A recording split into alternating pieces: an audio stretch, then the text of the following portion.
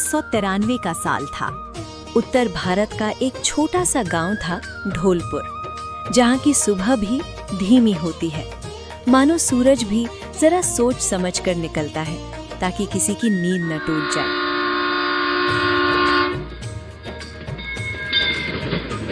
मेहनत कश आबादी से भरा ये गांव प्यार, एकता और मासूमियत का एक जिंदा मिसाल था।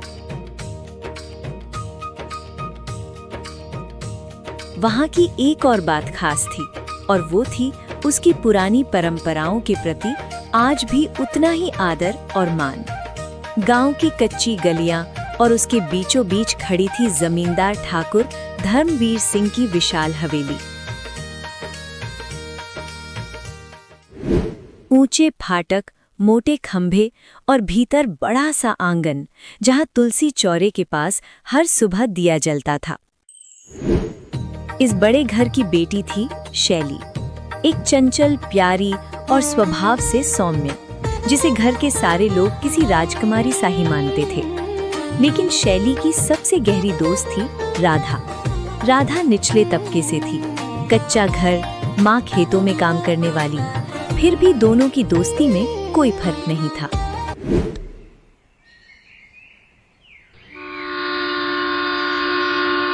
ओम जय जगदीश हरे, जय उठो शैली बिटिया, सुबह हो गई। देखो तो सही, कितना दिन निकल आया है। जाग जा बिटिया, तुम्हारी राधा भी कब से आकर बैठी है। यूं ही झूठ बोल उठा दिया ना हमको। कहाँ है राधा? नीचे है बिटिया, पूजा घर में। बड़ी माँ ने रोक लिया आरती पढ़ने को। ओम जय जगदीश हरे, जो लगावे धान तुम्हारे, जो धावे फल पावे, दुख बिन से मन का स्वामी, दुख बिन से मन का, सुख संपत्ति घर आवे, सुख संपत्ति घर आवे, नाश हो कष्ट टन का, जय जगदीश हरे, शरण गहूँ किसकी, तुम बिन और ना दूजा, तुम बिन और ना दूजा। आंगन में पूजा की तैयारी हो रही है। हवेली की बड़ी ठकुराइन आरती पढ़ रही हैं। तभी शैली की माँ यानी हवेली की छोटी बहुरानी वहाँ आती है। आज भी शैली आरती के वक्त नहीं आई ना।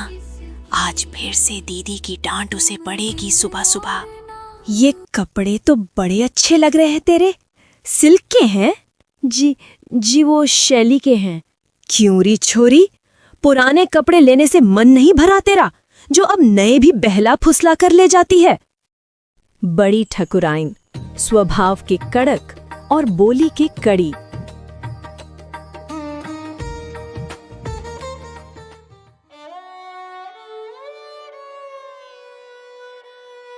उदास राधा को देख शैली उसके पास आती है। चल तालाब किनारे चलते हैं। नहीं जाना, घर जा रहे हैं हम। कहा था अच्छा जोर है, ये तो नहीं कहा कि उठाकर हमें दे दो।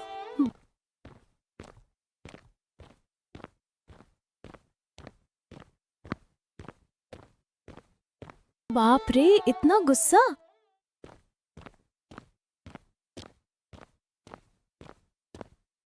रुक वहीं। क्या हुआ माँ, क्यों रोका हमें? आज भी तो पूजा के समय नहीं आई ना।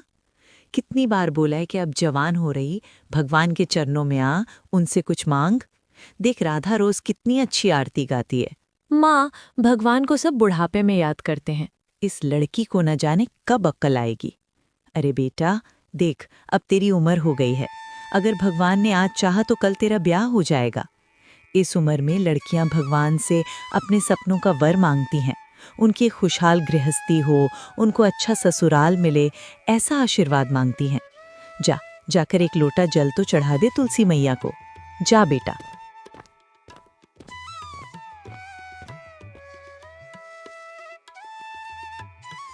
अरे शैली, तुलसी को पानी दे दिया या नहीं? हाँ माँ, आती हूँ। हे भगवान, बहुत जल्दी है, आप मेरी प्रार्थना सुनना। हाँ, कहाँ रह गई ये लड़की? जवान हो गई पर गुण एक भी नहीं सीखती।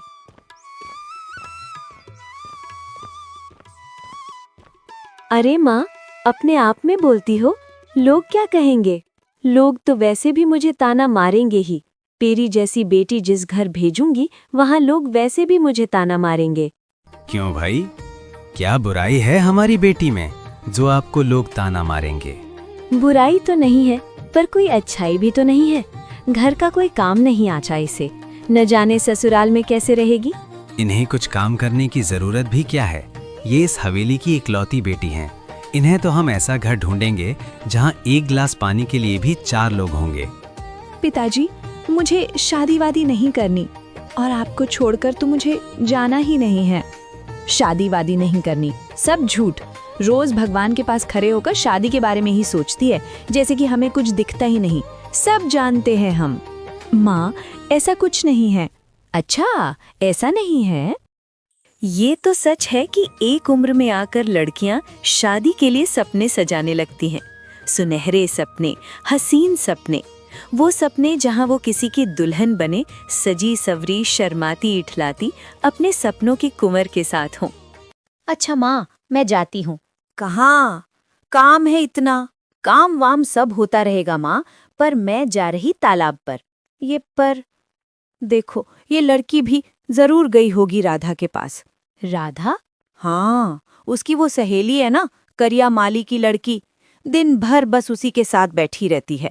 न जाने कब छूटेगा इसका बचपना। सब छूट जाएगा ठकुराइन। एक बार बिटिया का ब्याह हो जाएगा तो ऐसा रमेगी अपनी गृहस्थी में कि मायके का सब छूट जाएगा।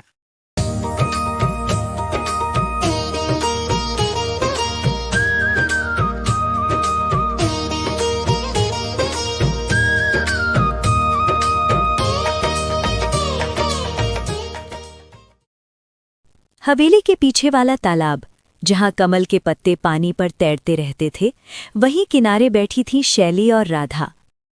ए शैली, तूने कभी सोचा हमारी शादी के बाद जिंदगी कैसी होगी?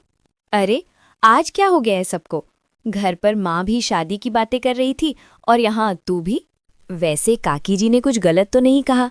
हम दोनों की उम्र तो हो गई है कि आज वर मिले और आज शादी हो जाए। बोलना, तू नहीं सोचती अपने होने वाले पति के बारे में? पता है, मेरी माँ कहती है, लड़की की जिंदगी तो उसी दिन से शुरू होती है जिस दिन उसके सपने सजने लगते हैं। और मुझे लगता है लड़की की जिंदगी उसी दिन से मुश्किल हो जाती है जिस दिन उससे सपने छीन लिए जाते हैं। तू हमेशा ऐसी बात क्यों करती है? डर नहीं लगता? डर तो लगता है, पर अगर डर के मारे सपने देखना ही छोड़ दे तो जीना किस काम का? मुझे बस ऐसा आदमी चाहिए जो शाम को घर आए और ये ना पूछे कि दिन भर क्या कमाया, बस ये पूछे कि थक गई या नहीं। और मुझे ऐसा साथी चाहिए जो मुझे अपने पीछे नहीं, अपने बराबर चलाए। अरे ठकुराइन, इतनी बड़ी बड़ी बातें कर लिए, कहीं सच में प्यार व्यार हो गया क्या? प्यार शायद ऐसा कुछ होता है जिसे नाम देने से पहले ही महसूस कर लिया जाता है। जो भी हो, हम दोनों की जिंदगी अलग हो सकती है, पर एक बात पक्की है, जब भी जरूरत पड़ेगी हम एक दूसरे के पास होंगे।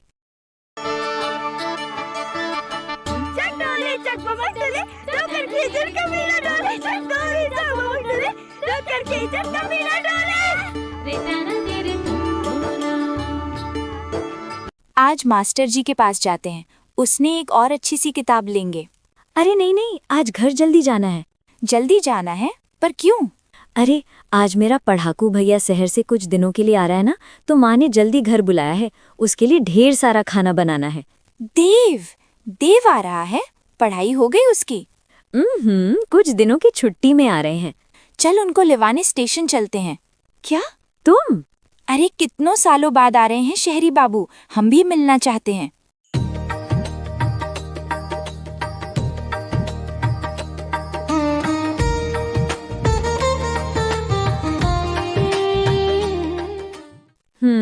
पहुंच तो गए, अब देखते हैं कि बाबू की गाड़ी कब तक आती है। एक काम करें, तू कहीं जाकर छुप जा, देखते हैं कि शहरी बाबू हमें पहचानते हैं या नहीं। अरे कहाँ ना, चुप जा। राधा वहीं एक पेड़ के पीछे छुप जाती है और शैली आने वाले बस का इंतजार कर रही होती है। मन में ये सोच खुश होती रहती है कि जब देव आएगा तो उसको चौंका देगी। इतने में बस आकर रुकती है।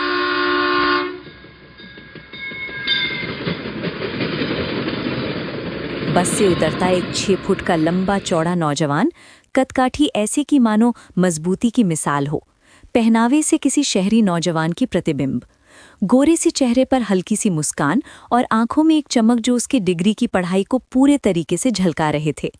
शैली दूसरी तरफ देव के उतरने का इंतजार कर रही होती है कि इतने में देव आवाज लगाता है, शैली, ओ शैली। तेरा मेरा प्यार अमर, फिर क्यों मुझको लगता है डर। तेरा मेरा प्यार शैली, क्यों शैली, पहचाना या नहीं? लगता है। और तुम भैया? भाई मैं तो पहचान गया, पर ये ऐसे। होता है, जब अपनी बाजी उल्टी पड़ जाती है तो ऐसा होता है। सब घर को निकलते हैं। रात का समय, सब हवेली में बैठे खाना खा रहे होते हैं। अरे बिटिया नहीं आई खाने को? जी वो उसकी कुछ तबीयत सही नहीं थी, बोली कि कमरे में ही खाएगी।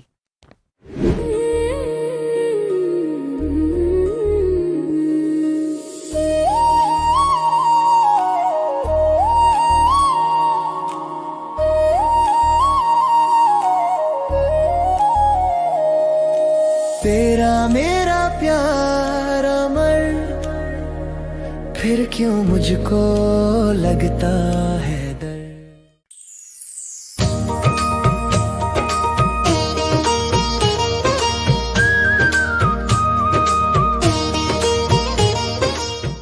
भाग्यवान, भाग्यवान। जी आए।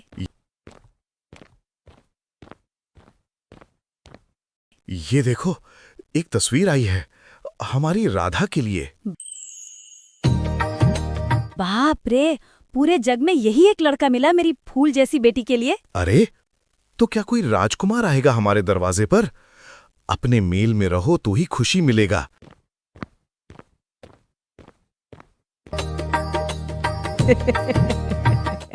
ये तो बुढ़ा है। और यही ढूंढ कर लाए हैं ये। पिताजी, इसकी उम्र हमारी राधा से दुगनी ज्यादा है, कैसे निभेगी इनकी? आप मना कर दीजिए। हाँ, मना कर दीजिए। अरे हमारी बेटी कहीं भागी जा रही क्या, जो हम इस बुढ़े से रिश्ता कर दे उसका?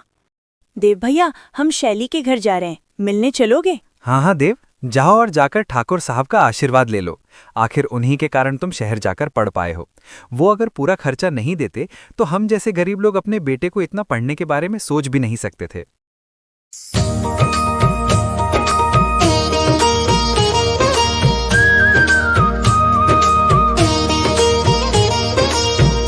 देव और राधा बड़ी हवेली जाते हैं।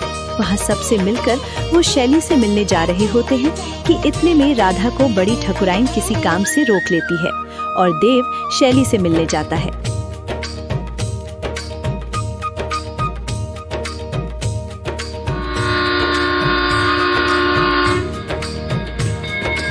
दोनों तालाब किनारे बैठ घंटों बातें किया करते। शैली और देव के मन में एक दूसरे के प्रति कुछ महसूस होने लगता है, शायद वही जिसे इस दुनिया में प्रेम नाम दिया गया है। जिसको सुन के चांदनी हर लहर पे झूम के क्यों ये नचने लगी। चाहत का है हर सू असर, फिर क्यों मुझको लगता है डर। इधर राधा शैली से मिलने तालाब की तरफ जा रही होती कि रास्ते में उसे शैली का भाई ठाकुर वीर सिंह मिलता है। राधा को देख वो उसे रोककर अपने पास बुलाता है। राधा, आज शाम पुरानी कोठी में आना। क्यों? कुछ काम है छोटे ठाकुर? क्या तुम्हें पता नहीं कि ठाकुर वीर सिंह लड़कियों को पुरानी कोठी क्यों बुलाते हैं? तुमसे हम गांव के विषय में कोई चर्चा तो करेंगे नहीं। अगर नहीं मालूम हो तो जाकर किसी से पूछ लेना, लोग समझ जाएंगे। क्यों, अगर ऐसे ही कोई शैली को बुलाएगा तो आप क्या करेंगे छोटे ठाकुर? गोली मार देंगे। ये जानकर कि शैली बड़े घर की बेटी है, कोई उसे ऐसा बोलने की हिम्मत भी नहीं करेगा। तुम अपना बताओ, आओगी या हम कुछ और इंतजाम करें? ओ, तो शैली बड़े घर की बेटी है, ठाकुरों के खानदान की है तो उसकी इज्जत है, और हम गरीब हैं तो हमारी कोई इज्जत नहीं। राधा वीर के मुंह से अपने लिए ऐसी बातें सुन रोने लगती है। उसकी आंखों में आंसू थे, पर ये आंसू उसकी कमजोरी नहीं दिखा रहे थे, बल्कि समाज की उस कमी, उस कमजोरी को दिखा रहा था जहां भेदभाव की कोई सीमा नहीं है। एक ऐसा समाज जहां बेटी की इज्जत भी उसके माँ बाप की हैसियत से तौली जाएगी। राधा आगे बढ़ती है और वहां उसकी नज़र देव और शैली पर पड़ती है। वो सब समझ जाती है कि दोनों के मन में एक दूसरे के लिए क्या है। राधा वहां से सीधे घर चली जाती है। उसके मन में एक बेचैनी थी।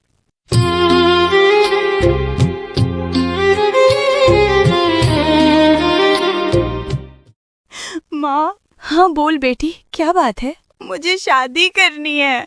क्या? पर पिताजी ठीक ही तो कह रहे हैं ना। कोई राजकुमार तो नहीं आएगा मुझसे ब्याह करने। आप पिताजी को कह देना कि उनको हाँ कर दें। सोचा था जो आएगा जीवन में वो हम सफर होगा। दूसरी तरफ बड़ी हवेली में भी आज एक हलचल है। बड़े ठाकुर सबको अपने कमरे में बुलाकर कुछ कहने वाले हैं। क्या बात है, अपने इस तरह सबको बुला लिया। आज हम एक बहुत बड़ा फैसला लेने वाले हैं। आप सबको यहाँ इसीलिए बुलाया है कि आप इस अहम फैसले के लिए अपनी रजामंदी दे सकें। कैसा फैसला भैया? भाई, शैली इस घर की इकलौती बेटी है। बड़े ही नाजों से हमने उसे पाला है। अब उसके विवाह के लिए सोचना पड़ेगा, क्योंकि उसके लिए हमें वर भी ऐसा देखना होगा जिसका कुल खानदान हमसे भी बड़ा हो, वहाँ उसे इस घर से भी ज्यादा सुख मिले। तो हमने उसके लिए एक ऐसा घर देख लिया है। 2-3 गांव छोड़ जोलरपुर के ठाकुर विजेंद्र सिंह के छोटे बेटे कुंवर सिंह का रिश्ता हम अपनी शैली के लिए चाहते हैं। कुंवर सिंह नाम सुना है शायद, जरूर सुने होंगे। विदेश से अपनी पढ़ाई करके आए हैं, पुश्ते बड़े राजघराने से थे। आज भी कई गांव की जमींदारी हैं, फैक्ट्रीज और भी कई चीजें। अरे वाह, ये तो बहुत ही अच्छा रिश्ता है। भाई छोटी, मुझे तो अपनी शैली के लिए ये रिश्ता एकदम पसंद है। हाँ दीदी, मुझे ऐसा ही रिश्ता चाहिए था अपनी बेटी के लिए। शैली की बचकानी हरकतों को देखकर मुझे हमेशा ही उसकी फिक्र होती रहती थी। इतना अच्छा रिश्ता है, अगर भगवान मेहरबान हुए और यहाँ बात बन जाए तो मैं अपनी बेटी के लिए निश्चिंत हो जाऊंगी। सब बहुत खुश थे। वहीं दूसरी तरफ शैली इस बात से अनजान देव के साथ अपने भविष्य के सपने देख रही थी। शैली, तुम हमसे प्रेम तो करती हो ना? ये कैसा सवाल है? हम तुमसे बहुत प्रेम करते हैं, पर देव, कभी कभी हमें बहुत डर लगता है। डर? कैसा डर शैली? देव, हम अपने घर में सबको मना लेंगे ना? घर वालों का सुनकर दोनों के बीच एक सन्नाटा सा हो जाता है। इसी बीच देव हिम्मत बांधते हुए कहता है, जरूर, मैं कल ही जाऊंगा और पूरी हिम्मत से उनसे सारी बातें कर लूंगा। बस तुम तो साथ हो ना? देव की ये बातें तालाब किनारे एक आदमी सुन लेता है। वो बड़ी हवेली में काम किया करता है। शैली और देव को इस तरह देख वो सारी बातें हवेली में जाकर कह देता है। बड़े भैया, मन तो करता है कि जाकर गोली मार दे। आखिर हिम्मत कैसे हो गई? हाँ ताऊ जी, पिताजी, उस गरीब भिखारी की इतनी जुर्रत बढ़ी कैसे, जो उसने ठाकुरों की हवेली की ओर देखा भी? उसने हमारी इज्जत पर हाथ डाला है पिताजी, और हम ये बिल्कुल बर्दाश्त नहीं करेंगे। मैं समझ रहा, पर तुम दोनों शांत रहो।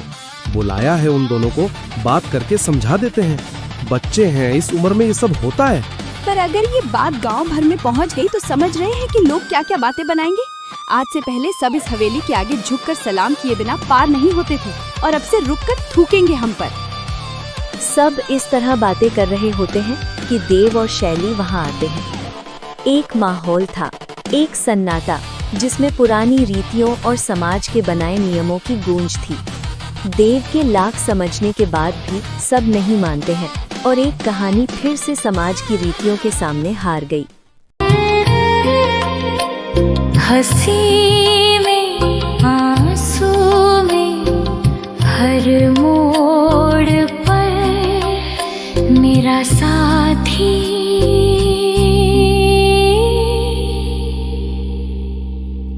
शैली को उसके शादी की खबर दी जाती है।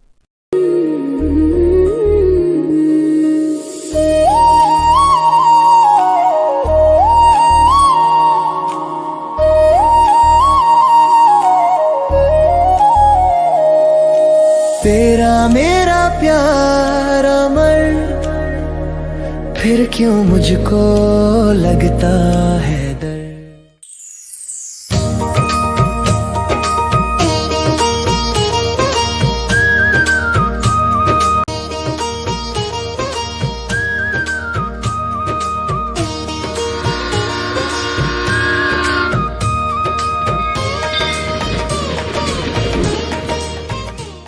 राधा की शादी का दिन है। घर में चहल पहल है। राधा अपने कमरे में दुल्हन के जोड़े में बैठी एक सोच में है। मेरी बचपन की सहेली, जिसके साथ मैंने अपना सारा सुख दुख बांटा है, मेरे जीवन के सबसे बड़ी खुशी में आज वो मेरे साथ नहीं है। क्या आज से मेरी और शैली का जीवन अलग हो गया? इधर शैली भी अपने कमरे में रोती हुई अपने जीवन को याद कर रही होती है कि इतने में उसकी माँ कमरे में आती है।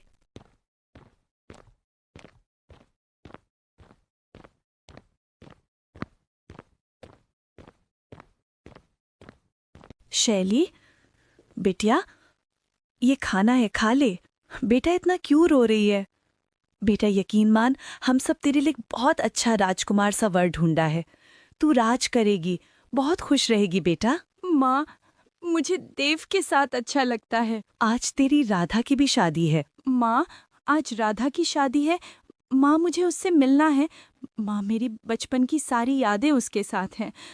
कुछ दिनों में तो हम भी चले जाएंगे।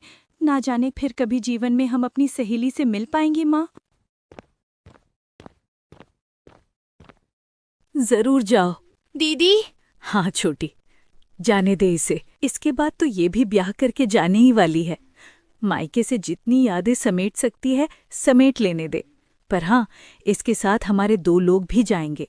उनको हम हुक्म दे दिए हैं कि अगर जरा सा भी आहट हुई तो बस वहीं देव। मेहंदी वाले हाथों से चांद सा जीवन सजाया था। सोचा था जो आएगा जीवन में वो हम सफर होगा।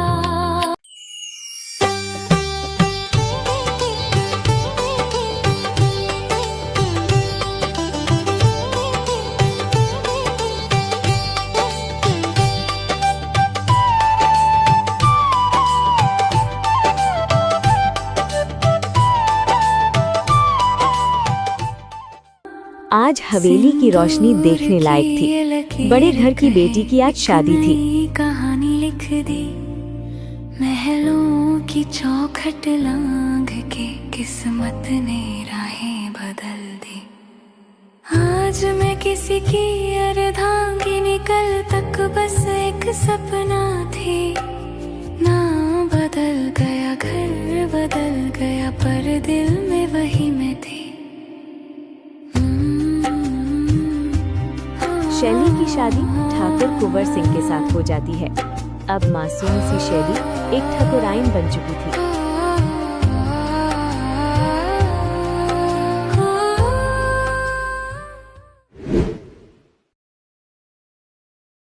ठाकुर कुंवर सिंह का शैली के प्रति बहुत अच्छा व्यवहार था। वो उसके साथ किसी रानी की तरह बर्ताव किया करते, जबकि शैली का मन मानो खाली सा हो गया है। अब शायद उसके जीवन में कुछ नहीं, बस नई जिम्मेदारियों को ही अपना जीवन मानकर बस उसी में जी रही होती है।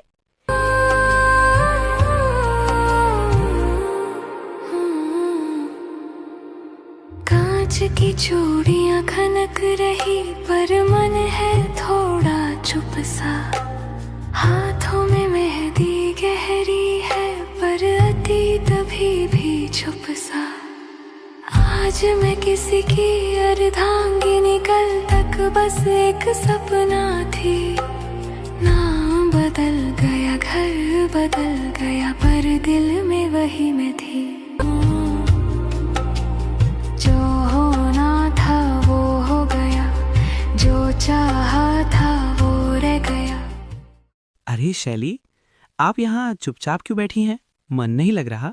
नहीं, ऐसी कोई बात नहीं। तो ऐसे अकेले बैठे क्या सोच रही? कोई काम था? अरे भाई, क्या हम आपसे केवल काम से ही बात कर सकते? अपनी दिल की बात नहीं कह सकते? शैली, मुझे नहीं पता आप क्या महसूस करती हैं, पर हम आपके आने से बहुत खास महसूस कर रहे हैं। शायद यही प्रेम है।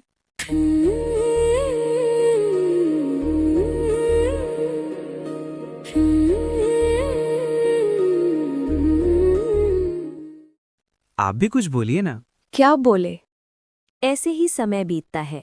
कुंवर के प्रेम ने शैली को भी अपने नए जीवन में खुश रहना सिखा ही देती है। खामोशी ने ओढ़ लिया, जो लफ्जों में ना कह पाया। वो जो सामने खड़ा है, आज समान में लिपटा रिश्ता। धीरे धीरे सीखूंगी मैं इस नए जीवन का किस्सा। आज मैं किसी की अर्धांगिनी, कल तक बस एक सपना थी। नाम बदल गया, घर बदल गया, पर शायद अब। मन ही मन अब शैली भी कुंवर के लिए कुछ महसूस कर रही होती है। बोल नहीं रही थी, पर उसका व्यवहार कुंवर के प्रति बहुत मासूमियत भरी, एक पत्नी जैसी होने लगी है। ना ये इजहार है, ना कोई सवाल है, फिर भी दिल बेवजह तेरे पास है। तेरी खामोशी में मुझे सुकून सा मिला। तेरे होने से ही हर डर कहीं खो गया। धीरे धीरे कुछ होने लगा, बिन कहे ही सब समझ आने लगा। तेरे साथ चलना अब अच्छा लगे, तेरी हर बात में अपनापन जगे। अभी दोनों के बीच सब सही हो ही रहा होता है कि एक दिन शैली का भाई उससे मिलने आता है।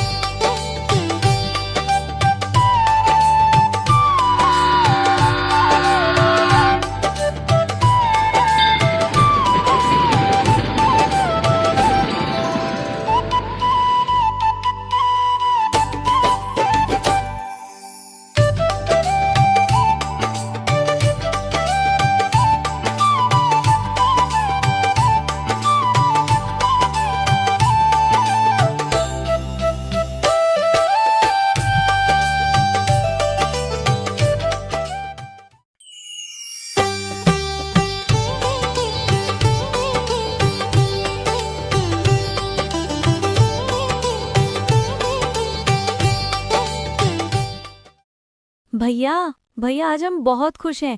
कितने दिन बाद आए मिलने, याद नहीं आई हमारी? अरे तेरी याद आई तब तो आया हूँ। वैसे तेरी याद सिर्फ मुझे नहीं बल्कि घर में सभी को आ रही है।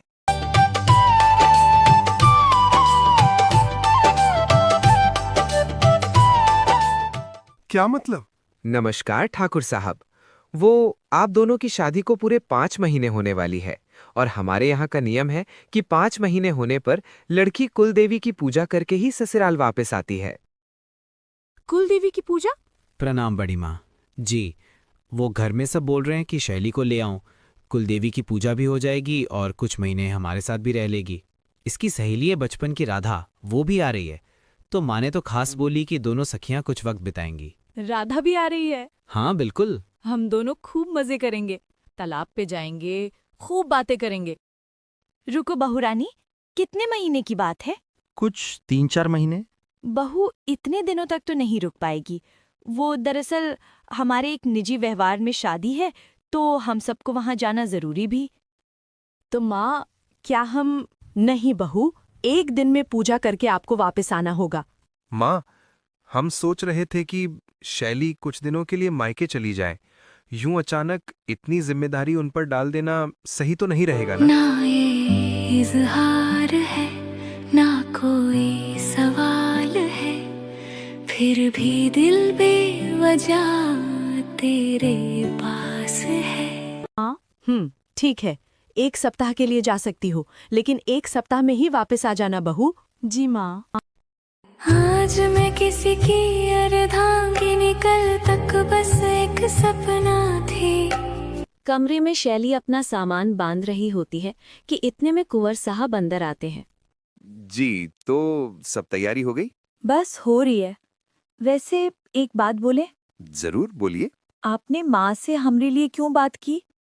मतलब क्या आप चाहते हैं कि हम घर से जाएं? जी, ताकि हमें भी कुछ समय अकेले सुकून से रहने की जगह मिले। अगर मेरा बस चले तो हम आपको एक पल के लिए भी अपनी नजरों से दूर नहीं जाने दें। पर आपकी खुशी भी तो मायने रखती है ना। जल्दी आइएगा, हम इंतजार में हैं। सुनिए, आप हमें लेने आना, हम तैयार रहेंगे। तेरा मेरा प्यार फिर क्यों मुझको लगता है डर। मेरे जीवन साथी बता, क्यों दिल धड़के रह कर। क्या कहाँ है चांद ने, जिसको सुन के चांदनी हर लहर पे झूम के क्यों ये नचने लगी। चाहत का है हर सू असर, फिर क्यों मुझको लगता है डर।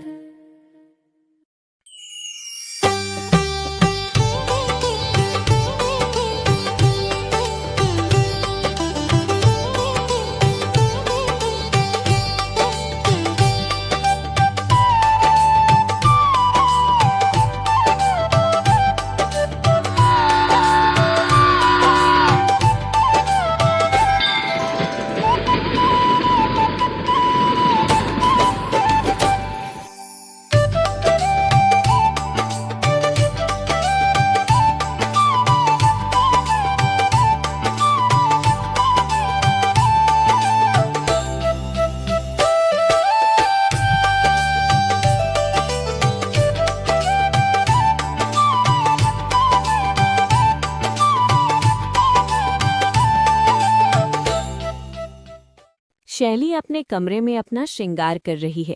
आज पहली बार वो अपने घर में अपने परिवार, अपनी सहेली या किसी का भी ख्याल नहीं कर रही, बल्कि वो सिर्फ ठाकुर कुंवर साहब के बारे में ही सोच रही है। उसको इंतजार है कि कब उसके कुंवर साहब उसे लेने आएंगे।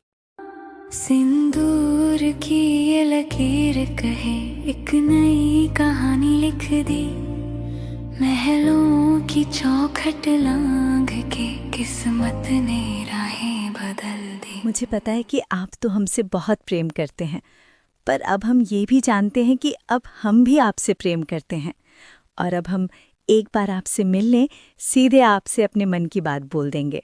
कुंवर शैली को लेने उसके घर जा रहे थे। आज एक बहुत प्यारी जोड़ी का मिलन होने वाला था, पर कुदरत को शायद कुछ और ही मंजूर था और कुंवर साहब एक सड़क दुर्घटना में स्वर्ग सिधार जाते हैं।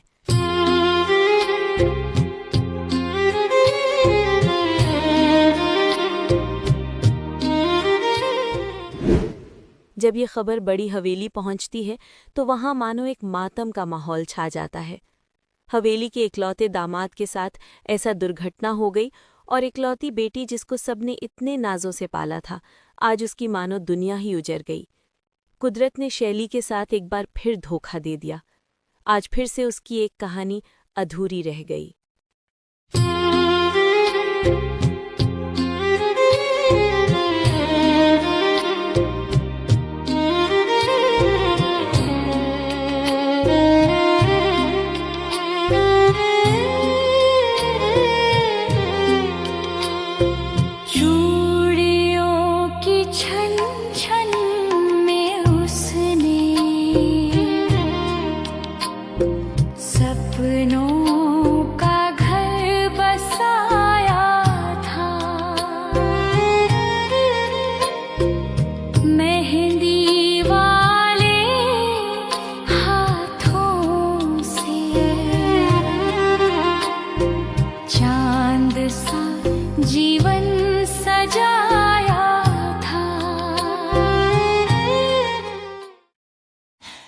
छोटी की बात सही है।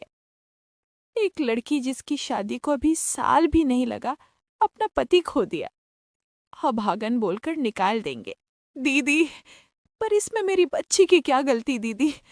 दीदी, मेरी बेटी के साथ ऐसा क्यों हुआ? संभाल छोटी, खुद को ऐसे कमजोर कर लेगी तो उसको कैसे संभालेगी जिसको भगवान ने इतना बड़ा दुख दे दिया? उसकी तो सारी खुशियां शुरू होने के साथ ही खत्म हो गई।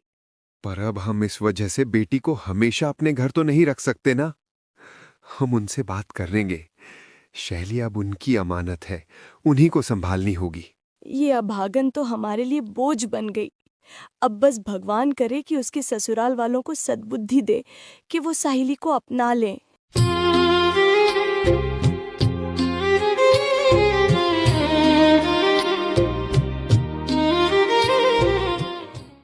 क्या अब हम बोझ बन गए? क्या अब हमारे लिए कहीं कोई जगह नहीं है? अब हम यहाँ नहीं रहेंगे। इस ख्याल में अब उसकी रातों की नींद खत्म हो गई। एक एक पल उसके लिए एक बोझ सा बन गया।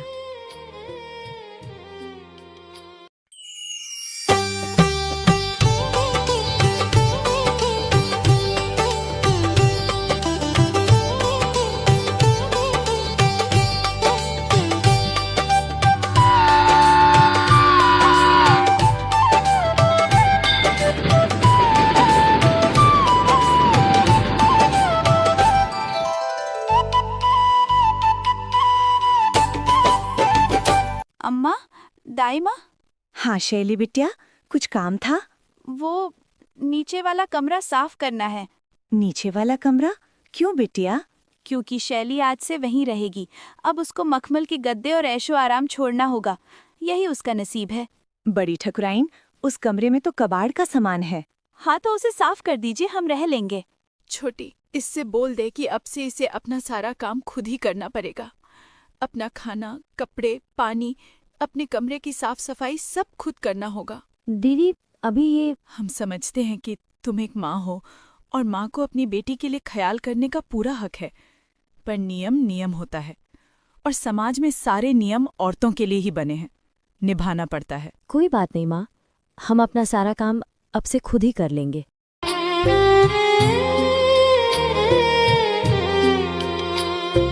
चूड़ियों की छन छन में उसने सपनों का घर बसाया। कुंवर जी, काश हम शुरू से ही आपके साथ अपना जीवन जी रहे होते। आज हमें बहुत अफसोस हो रहा कि शादी के बाद तक अपने अतीत को लेकर आपसे जुड़ा रहे। हमें ये नहीं करना चाहिए था। जब तक हम ये समझ पाए कि आप ही हमारा नसीब है, आपसे ही हमारे जीवन में खुशियां हैं, आप हमें अकेला छोड़कर चल गए। आपने क्यों हमसे इतना प्रेम किया? क्यों आपने हमारे दिल में अपने लिए इतनी जगह बना ली कि अब हम आपके बिना जी नहीं पा रहे? कुंवर जी, आप हमें सुन रहे हो तो हमारे पास वापस आ जाइए। आपने हमेशा हमें किसी रानी सा रखा। आज देखिए ना हमारी क्या हालत हो गई है। आपके बिना हमारा कोई नहीं है, कोई नहीं। शैली नदी किनारे बैठी होती है। बहते लहरों के साथ वो अपना जीवन याद कर रही होती है कि इतने में एक आवाज आती है। कोई अपने ही ख्याल में इतना खोया है कि आसपास का कुछ ख्याल ही नहीं है। क्यों नहीं पहचाना? तेरा मेरा प्यार अमर, फिर क्यों मुझको लगता है दर्द। तेरा मेरा प्यार अमर, फिर क्यों मुझको लगता है दर्द। मेरे जीवन साथी बता, क्यों दिल धड़के रह रह कर। क्या कहा है चांद ने, जिसको सुन के चांदनी हर लहर पे झूम के क्यों ये नचने लगी। चाहत का है हर सू असर, फिर क्यों मुझको लगता है डर। देव! आहा, आखिरकार ठकुराइन ने हमें पहचान लिया। शैली रोती हुई वहां से चली जाती है। आसपास गांव की कुछ औरतें बातें कर रही होती है। अरे, ये शैली बिटिया थी ना? हाँ, बड़े हवेली की बेटी है। बड़े हवेली वाले के साथ ब्याह भी हुआ, पर देखो ना क्या किस्मत पाई है। सच में, इससे बेहतर तो हम सब हैं। कम से कम हमारे साथ हमारे पति तो हैं। देखो ना, भगवान ने भी बेचारी को इस छोटी सी उम्र में कैसा भारी दुख दे दिया। भरी जवानी में बेचारी विधवा हो गई। ये सब सुनकर देव के पैरों तले जमीन खिसक गई। उसको ये अच्छे से पता था कि गांव में विधवा का जीवन कैसा होता है। अब इन सब समाज के बनाए नियमों और दुखों से नाजुक सी शैली को भी गुजरना होगा। ये सब सोच देव बेचैन हो जाता है। वो बड़ी हवेली पहुंचता है।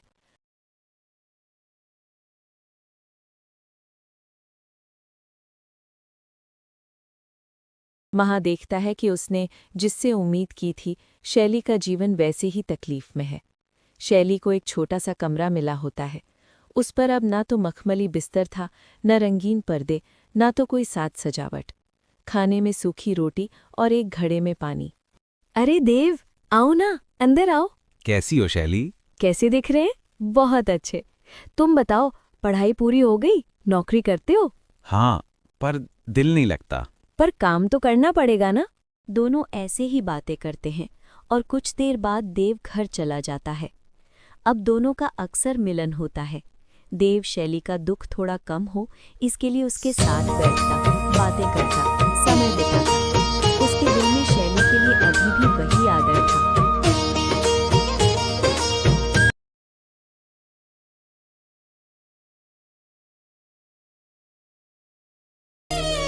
तेरा मेरा प्यार अमर, फिर क्यों मुझको लगता है डर।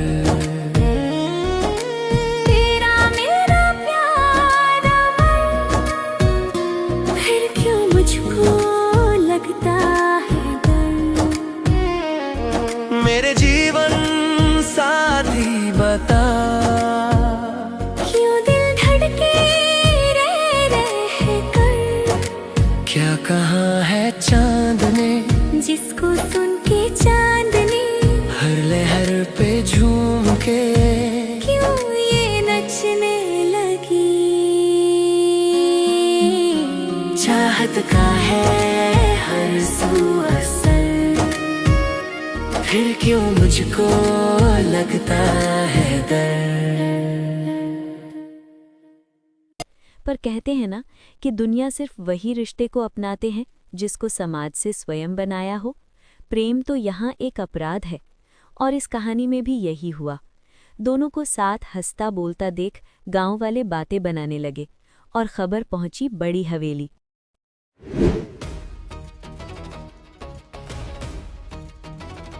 तुमको हमने पहले भी समझाया था ना कि इस हवेली से और शैली से दूर रहो।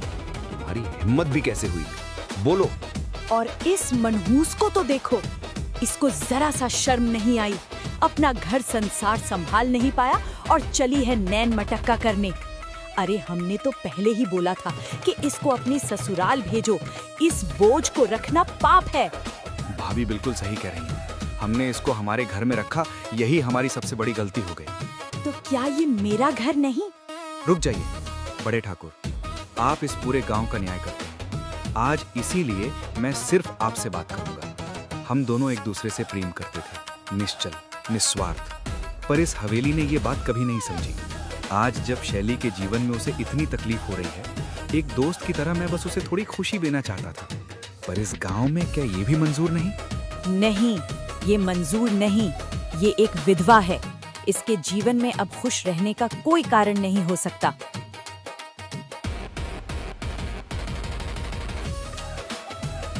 तो क्या ऐसे कोई हक नहीं खुश रहने का? नहीं। कैसा हक? कौन सा हक? बड़े ठाकुर, आप बताइए, किसी के जाने का दुख क्या इतना बड़ा है कि किसी जिंदा इंसान के साथ इस तरह का सुलूक करें? क्या सुलूक हो रहा है उसके साथ? अरे रहने को घर है, परिवार है, सब तो दिया है इसको। दिया है? कोई एहसान किया बड़ी ठकुराइन? क्या ये इसी का परिवार, इसी का घर नहीं? और क्या सुलूक? अलग पानी, अलग कमरा, खाना, ये कैसा बर्ताव हुआ? हाँ तो यही नियम है। नियम लोगों को सुख से रहने के लिए हो तभी अच्छा होता है। अगर वो नियम जीते जी किसी को मार दे, ये नियम नहीं, समाज की बनाई बेड़ियां हैं जो न जाने कितने समय तक औरतों को बांध कर रखेगी। सबको अपना जीवन जीने का हक है। क्या जीवन जिएगी? अरे जिसका पति नहीं वो क्या जीवन जिएगी? कौन करेगा इससे दोबारा शादी? क्या शादी जरूरी है? क्या शादी के बिना कोई खुश नहीं रह सकता? हमारी नजर में नहीं। तो दूसरी शादी करवा दीजिए। क्या तुम करोगे शैली से शादी?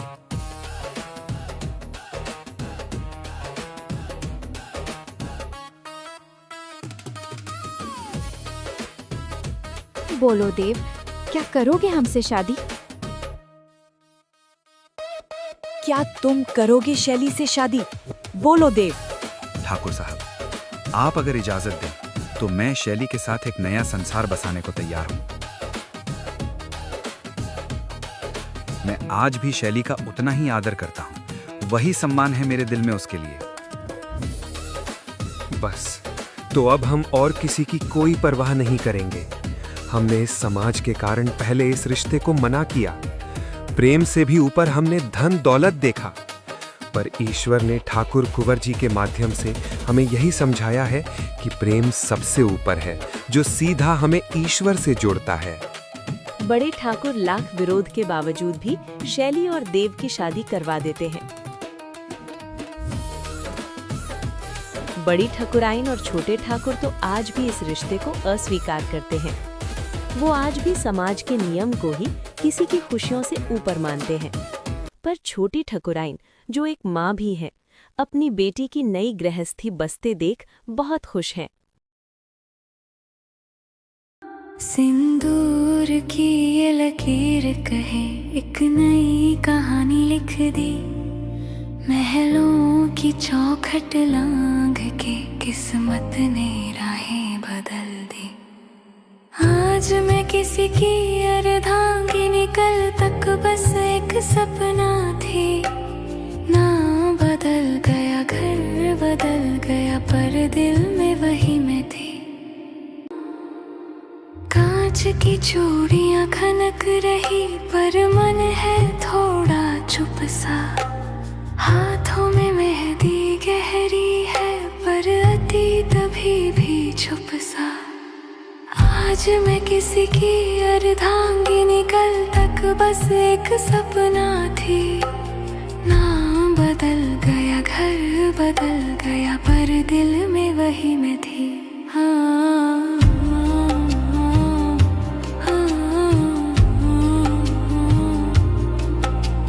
जो होना था वो हो गया, जो चाहा था वो रह गया।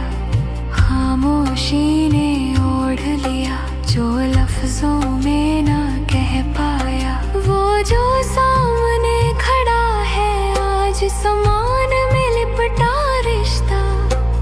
धीरे धीरे सीखूंगी मैं इस नए जीवन का किस्सा। आज मैं किसी की अर्धांगिनी, कल तक बस एक सपना थी।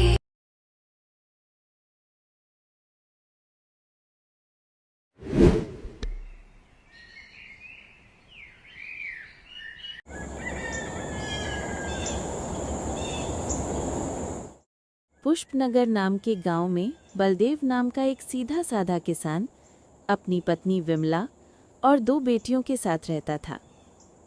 बलदेव को ये बात कभी नहीं सताती थी कि उसका कोई बेटा नहीं है। उसकी बेटियां ही उसकी दुनिया थी। सुनती हो विमला, खेत पर जा रहा हूँ।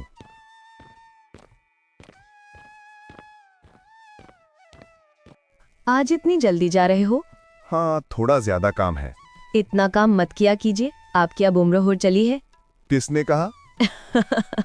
मैं खुद देख रही हूँ। तभी वहाँ बलदेव की बड़ी बेटी कमला आ जाती है। नहीं माँ, आप गलत बोल रही हो। सुन लिया विमला, मेरी बेटी हमेशा सही ही बोलती है। छोड़िए, आप दोनों को क्या ही बोलूं मैं। अच्छा मैं चलता हूँ, आज बहुत काम है। बलदेव चला जाता है।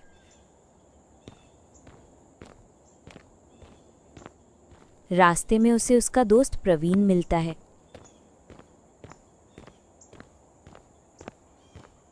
बलदेव, इतनी सुबह सुबह कहाँ जा रहा है? मैं भी तेरे ही घर आ रहा था। मैं तो खेत पर जा रहा हूँ। तू क्यों इतनी सुबह सुबह मेरे घर आ रहा था? सब ठीक तो है? अरे, खुशखबरी है तेरे लिए। कैसी खुशखबरी? तेरी बेटी कमला के लिए मेरे पास एक रिश्ता है। 2 गांव छोड़कर एक अमीर व्यापारी रहते हैं। उनका बेटा हेमंत शादी के लायक है। परिवार अमीर है, खानदानी भी है, लड़का भी अच्छा है। मुझे तो परिवार में कोई कमी नजर नहीं आती। उनको भी तेरे बारे में बता चुका हूँ। तुम चाहो तो मैं उन्हें लड़की देखने बुला दूं? हाँ हाँ जरूर, तुम कल ही उन्हें बुला दो। भाभी से नहीं पूछना। अरे तेरी भाभी रोज मेरी जान खा जाती है, ये बोल बोल के कि कोई अच्छा रिश्ता देखो, कोई रिश्ता देखो। वो सुनेगी तो खुश हो जाएगी। वैसे बेटियों की तो तू शादी कर देगा, बेटा तेरा है नहीं।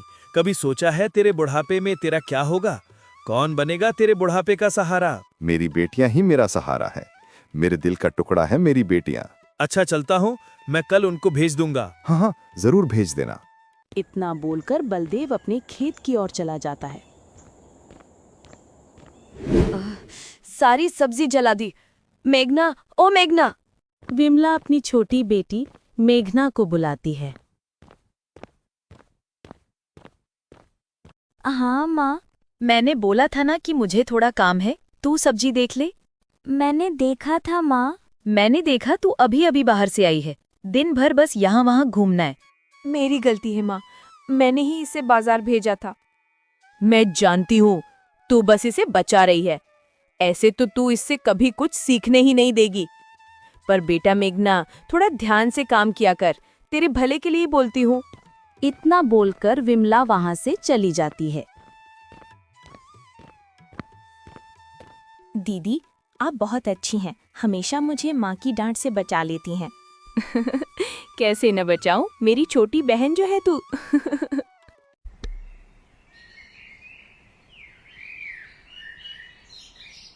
कमला इतनी बड़ी हो गई ना कि अब उसकी शादी की बात पक्की होने जा रही है।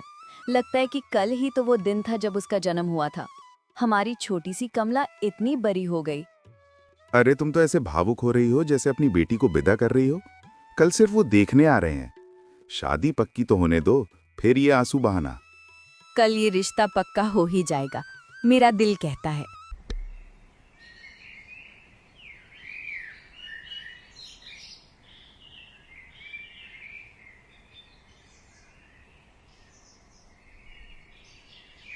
अगले दिन लड़के वाले कमला को देखने आते हैं।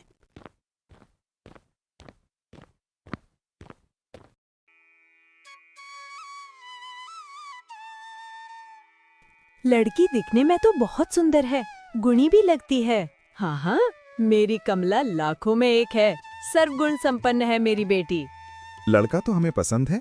अगर आपको लड़की पसंद हो तो हम ये रिश्ता पक्का समझें। हाँ हाँ, रिश्ता पक्का। अरे आपकी बेटी इतनी सुंदर सुशील है, मैं क्या कोई भी इसे देख ले तो ऐसे ही जाने थोड़ी देगा। कुछ ही दिनों में हेमंत और कमला की शादी हो गई। कमला की विदाई हो रही थी। उसका सारा परिवार आंसुओं में डूबा हुआ था, पर सबसे अधिक मेघना दुखी थी। पूरे परिवार में कमला ही उसके सबसे ज्यादा करीब थी। दिन भर दोनों बहनें यहाँ वहाँ घूमती रहती थी। हर बार कमला उसे माँ की डांट से बचा लेती थी। आज वो सिर्फ अपनी बहन को विदा नहीं कर रही थी, बल्कि कई ऐसी यादों को भी विदा कर रही थी।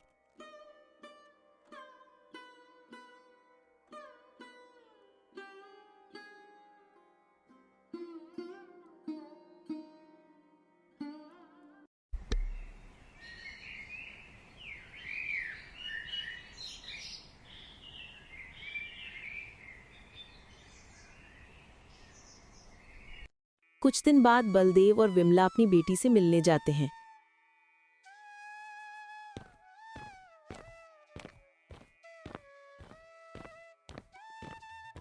माँ बाबूजी, इतने दिन बाद आइए ना। तो ठीक तो है, तेरी बहुत याद आ रही थी तो सोचा कि मिल आऊं। बहुत अच्छा किया जो आप दोनों चले आए, मुझे भी घर की बहुत याद आ रही थी। और मेघना कैसी है? वो अच्छी है। वैसे दामाद जी की तबीयत ठीक तो है ना? हाँ बिल्कुल ठीक है। क्यों, क्या हुआ? मैंने देखा वो बाहर खटिए पर सो रहे थे। मुझे लगा कि तबीयत तो खराब नहीं है ना।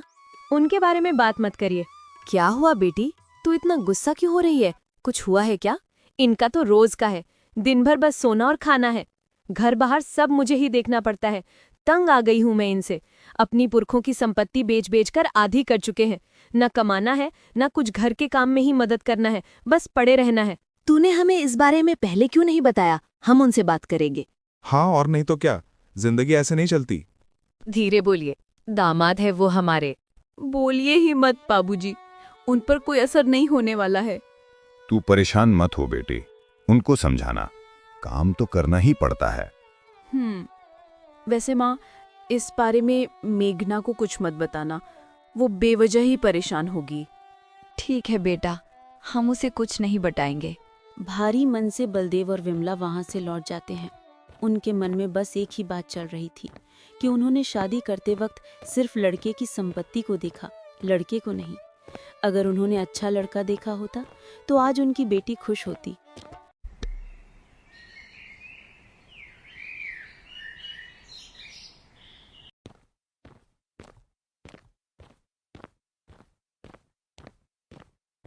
माँ, दीदी कैसी है?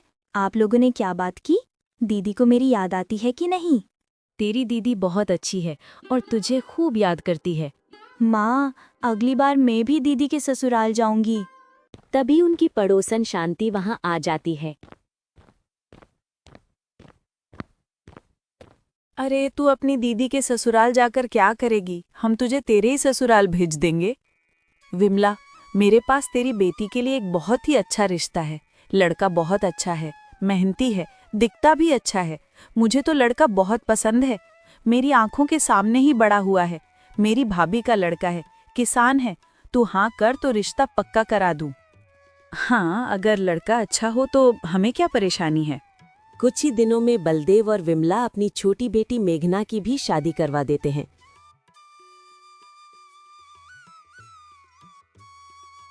बलदेव और विमला अब उम्र के उस पड़ाव पर पहुंच चुके थे जहां जीवन की रफ्तार थम सी जाती है, पर दिल में अब भी अपनी बेटियों के लिए ढेर सारा प्यार और चिंता बसी हुई थी।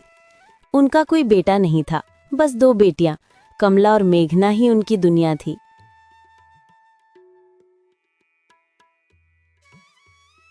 बड़ी बेटी कमला की शादी उन्होंने हेमंत से की थी, जो एक ऐसा युवक था जो सुख संपत्ति से संपन्न था। शुरुआत में सब कुछ अच्छा था, पर वक्त के साथ हेमंत का आलस्य और लापरवाही उसकी सबसे बड़ी दुश्मन बन गई। वो मेहनत करने से कतराता और धीरे धीरे अपने पुरखों की जमीन जायदाद बेच कर गुजारा करने लगा। ये देखकर बलदेव और विमला का दिल बैठ गया। उन्होंने ठान लिया कि अपनी छोटी बेटी मेघना के लिए अब कोई ऐसा वर चुनेंगे जो भले ही अमीर ना हो, पर दिल का सच्चा, मेहनती और संस्कारी हो।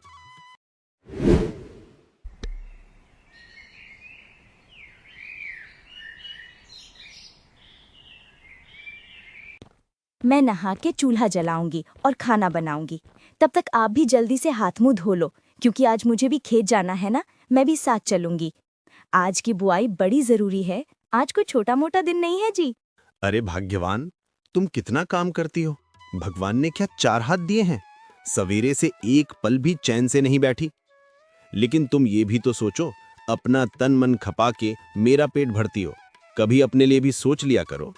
चलो खेत में तो मैं हूं ना, थोड़ा बहुत तुम्हारे बिना भी कर लूंगा। तुमको खेत जाने की जरूरत नहीं है, मैं सब संभाल लूंगा। ना जी, ऐसे मत कहो। खेत कोई पराया थोड़ी है। हमारी जीवन की रोटी वहीं से पिसती है। एक एक बीज मेरे हाथ से गिरेगा तभी तो फसल पर अपना अधिकार लगेगा।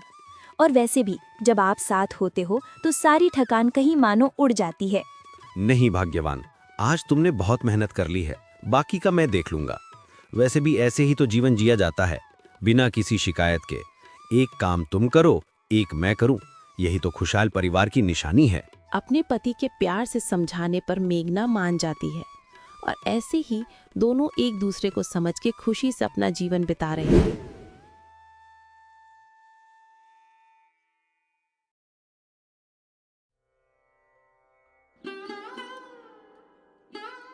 खुशबू तो अच्छी आ रही है, पर एक बात पूछूं, कितना वक्त लगेगा खाना बनने में? क्योंकि खाना बनने के बाद मुझे खाना देकर बबलू के साथ तुम्हें ही आज खेत की तरफ जाकर देखना होगा। मैं आज नहीं जाऊंगा, मुझे बहुत नींद आ रही है। अरे ओ पतिदेव, उठ भी जाओ कभी। सारा दिन ऐसे बैठे ही रहोगे क्या? सवेरा हो गया और थोड़ी देर बाद दोपहर भी हो जाएगी, लेकिन तुम अभी तक खाट चिपकाए बैठे हो। ना नहाते हो, ना रोज खेत जाते हो। पड़ोस की औरतें तो कहती हैं, देखो कमला, तो खून पसीना बहाती है और तेरा पति बस घर में लेटता रहता है। अरे तंग आ गई हूँ तुमसे मैं। अरे तो क्या हो गया? आराम करने में कौन सा जुर्म कर रहा हूँ? और तू घर का काम संभालती है, इसका ये मतलब नहीं है कि तू सब करती है। अरे मैं भी मेहनत करता हूँ, और वैसे भी खेत की बुआई में कौन सा धन बरसता है आजकल। कुछ जमीन बेच लेते तो कुछ मोटा पैसा हाथ में आ जाता। और मैं तो कहता हूँ कि जो तेरे माता पिता की जमीन है वो जाके मांग लेते हैं, उसे बेच के अच्छा पैसा मिलेगा। तो क्या बेच दूं सब? तब तो अच्छा ही होगा तुम्हारे लिए। सब बेच के आराम से लेटे लेट के खा जाओ, और फिर बाद में हमारे बेटे बबलू को दर दर भटकना पड़े। और रहा सवाल मेरे माता पिता की संपत्ति का, उसे तो मैं कब से लेना चाहती हूँ, लेकिन माँ बाबूजी थोड़ी ना मुझे अकेले सब दे देंगे। वो है ना मेरी हिस्से की भागीदार, मेरी छोटी बहन मेघना। उसे छोड़ के मुझे कुछ अकेले नहीं मिलेगा। हर वक्त गुस्सा करती रहती है। अरे कभी ठंडे दिमाग से भी सोच और समझा अपनी बहन को कि तुझे जरूरत है पैसों की, इसीलिए तुझे ही सब दे दे। तेरी बहन मेघना तो कितनी अच्छी और समझदार है, वो मान जाएगी। हाँ हाँ, तुम्हें बड़ा जानकारी है मेघना के बारे में, जैसे वो कोई देवी हो जो हमें सब कुछ दान कर देगी। अरे उसका पति कोई बड़ा जमींदार नहीं है जो वो माँ बाबूजी की संपत्ति का हिस्सा नहीं लेगी। और वैसे भी तुम्हें मेरे माता पिता की संपत्ति के ऊपर ध्यान देने की जरूरत नहीं है। तुम भी तो मेघना के पति की तरह अच्छे से मेहनत करके अपना घर चला सकते हो। लेकिन नहीं, महाराज को तो दिन भर चारपाई पर लेटना है। अरे क्या तुम सिर्फ ताना ही देना जानती हो? भूख लगी है, मुझे खाना दो जल्दी से। हाँ हाँ, मैं तो बस तुम्हारे लिए खाना ही बनाती रहूं ना। हाय मेरी फूटी किस्मत, किस्मत में तुम जैसे पति ही मिलना था मुझे, जो मेहनत के बजाय चारपाई पर दिन भर लेटते हो। मुझे ही कुछ इस घर के लिए बड़ा काम करना होगा। तुम्हारे भरोसे रहेंगे तो मुझे और बबलू को भीख मांगना पड़ेगा। ऐसी ही रोज कमला और उसके पति के बीच झगड़ा होता रहता था। इनके परिवार में मेघना के परिवार के जैसे खुशहाली नहीं थी।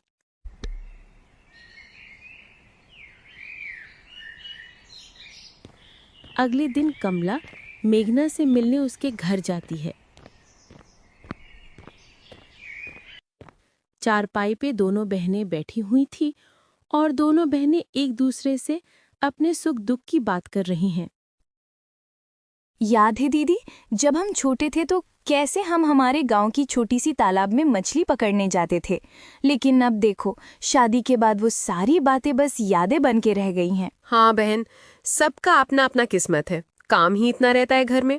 फिर भी मैं तो थोड़ी बहुत अपने पति के साथ घूमने जाती हूँ, लेकिन तुमको तो ज्यादा मौका ही नहीं मिलता होगा ना। अरे हाँ, घूमने से याद आया, हम दोनों तो हमेशा संध्या के समय गांव के वो चौपाल में घूमने जाते थे। लेकिन अब तो हमारी शादी हो गई, अब तो दोनों को ज्यादा मिलने का समय ही नहीं मिलता। हाँ दीदी, पहले के दिन याद आते हैं। आजकल मिलना भी तो बहुत कम होता है।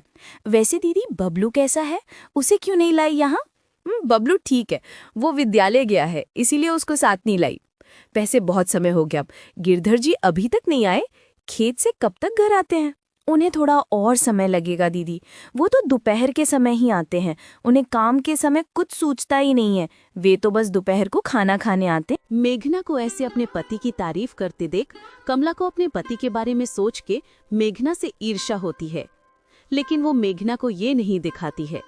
मेघना, अब मैं चलती हूँ, मुझे भी घर में काम है और मेरे पति भी काम से आते ही होंगे। कमला मेघना से अपने पति का सच छुपाकर और अपने झूठ मूठ के आरामदायक जीवन के बारे में बताकर मेघना से विदा लेकर वहां से जाने लगती है।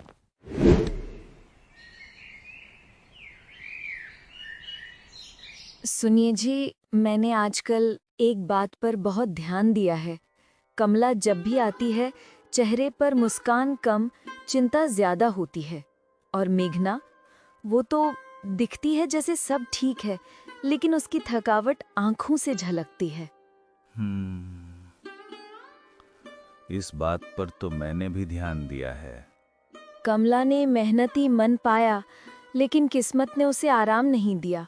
और मेघना, वो तो पति के साथ जी तोड़ मेहनत कर रही है। और आपने देखा नहीं, कमला के मुंह से हेमंत का नाम अब सिर्फ झुंझलाहट में निकलता है। हमारे आंखें मूंद लेने से सच तो नहीं छिपेगा ना? तो क्या करें, अब तो हम भी उम्र के उस मोड़ पर हैं जहां शरीर जवाब देने लगा है। लेकिन एक फैसला हम कर सकते हैं जो हमारे बाद उनकी जिंदगी आसान कर दे। मुझे लगता है आप जो सोच रहे हैं मैं भी यही सोच रही थी। अपनी जमीन, घर, जो कुछ है वो दोनों बेटियों में बराबर बांट देना चाहिए। हाँ, लेकिन लोग क्या कहेंगे कि बेटियों को सब दे दिया, अब जाकर दोनों बेटियों के पास रहने लगेंगे और उनके ऊपर बोझ बनेंगे। कौन लोग? वो जो हमारे दुख में कभी साथ नहीं खड़े हुए, जिन्होंने हमारी बेटियों को कभी पानी तक नहीं पूछा। सुनिए, हम वो करेंगे जो सही है।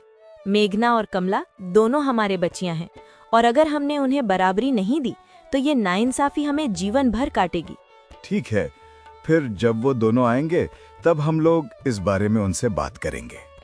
विमला हल्की मुस्कान के साथ पति की बात सुनकर संतोष की सांस लेती है और दोनों चुप हो जाते हैं।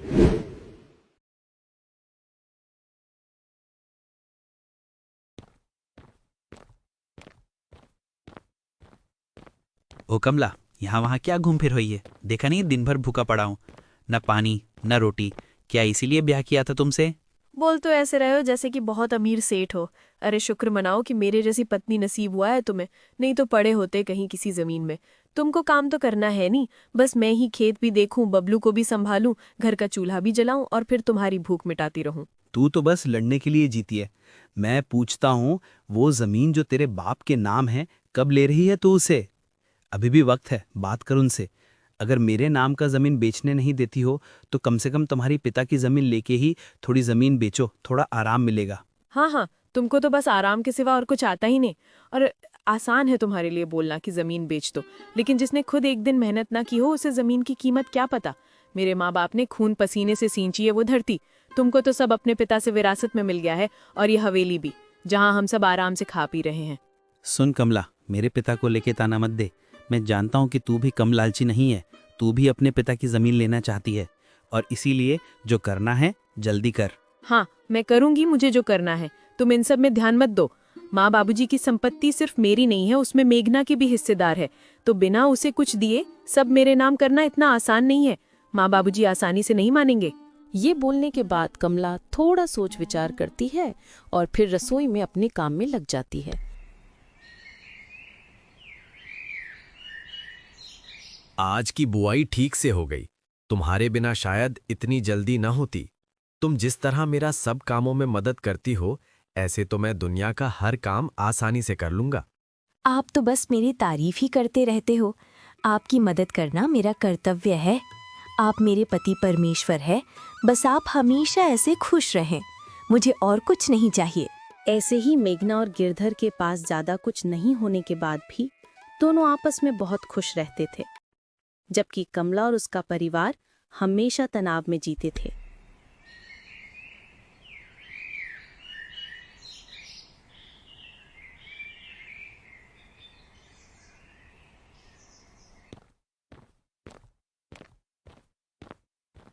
अरे कमला, तू इतनी सुबह सुबह अकेली? सब खैरियत है ना बेटी? दामाद जी भी नहीं आए साथ में और बबलू भी नहीं है? सब ठीक है माँ, बस मन भारी था, कहीं दिल लग नहीं रहा था। मैंने सोचा आपसे बात कर लूं। तो तू आ गई मेरी बेटी। चल बैठ, तेरे लिए अपने माँ के हाथ से चाय बनवाते हैं। और हाँ, बहुत दिनों बाद आई है तू, इसलिए आज मुझसे पूरा दिन बात करनी होगी तुझे। कमला बैठ जाती है। थोड़ी देर चुप्पी रहती है। तीनों के बीच कुछ ऐसा है जो कहा नहीं गया अभी तक, लेकिन हवा में घुला हुआ है। कमला और ज्यादा प्रतीक्षा नहीं करती है और सीधे मुद्दे पर आती है। बाबूजी, ये चाय वाई छोड़िए। मैं जानती हूँ आप लोग मुझे बहुत प्यार करते हैं। आप लोगों ने हमेशा हमारे लिए किया, दिया, संभाला। पर एक बात है जो अब मैं आपसे छिपा नहीं सकती। मेरे हालात अब संभालने लायक नहीं रहे। आप तो जानते ही हैं, हेमंत किसी काम का नहीं, घर के एक काम को भी हाथ लगाने को तैयार नहीं। ऊपर से गुस्सा, ताना और हर समय मुझे नीचा दिखाना। बबलू की पढ़ाई का खर्च, घर का राशन, सब्जी, दूध सब मेरे सिर पर है। खेत भी मैं देखती हूँ, बाहर का काम भी। कभी कभी तो सोचती हूँ क्या यही जीवन है, बस झेलना, सहना, खींचना। कमला के मुंह से ऐसी बातें सुनकर बलदेव और विमला को उसके लिए बुरा लगता है।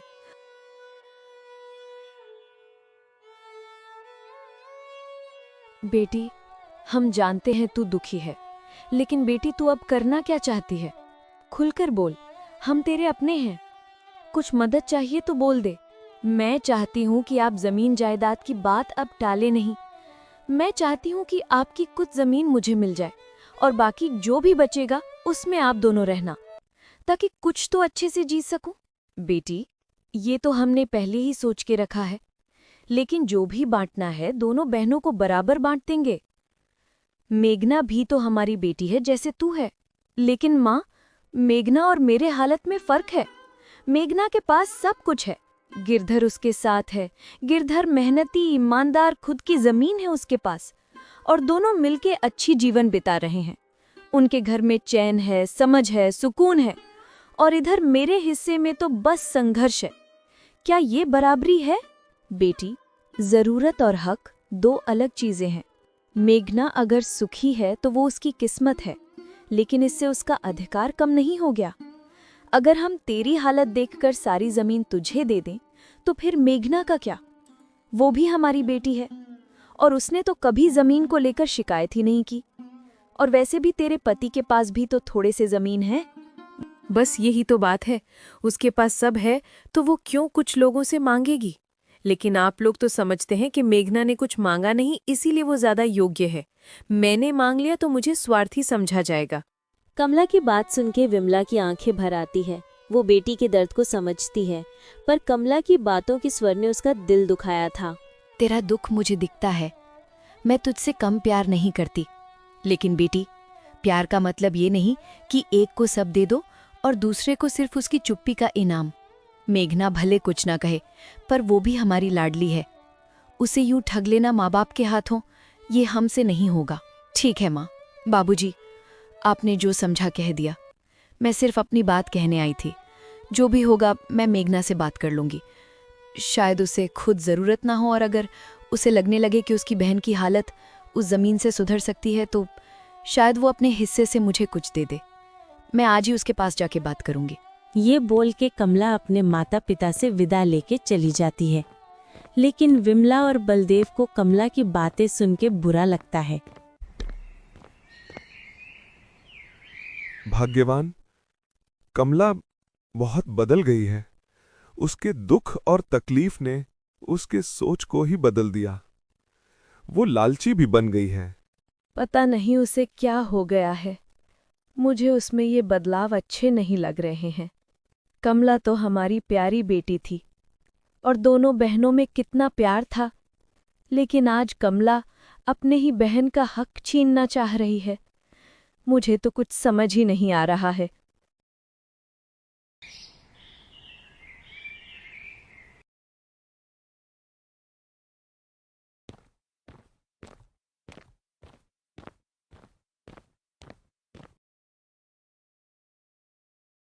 दीदी, जीजाजी, आप दोनों ऐसे अचानक?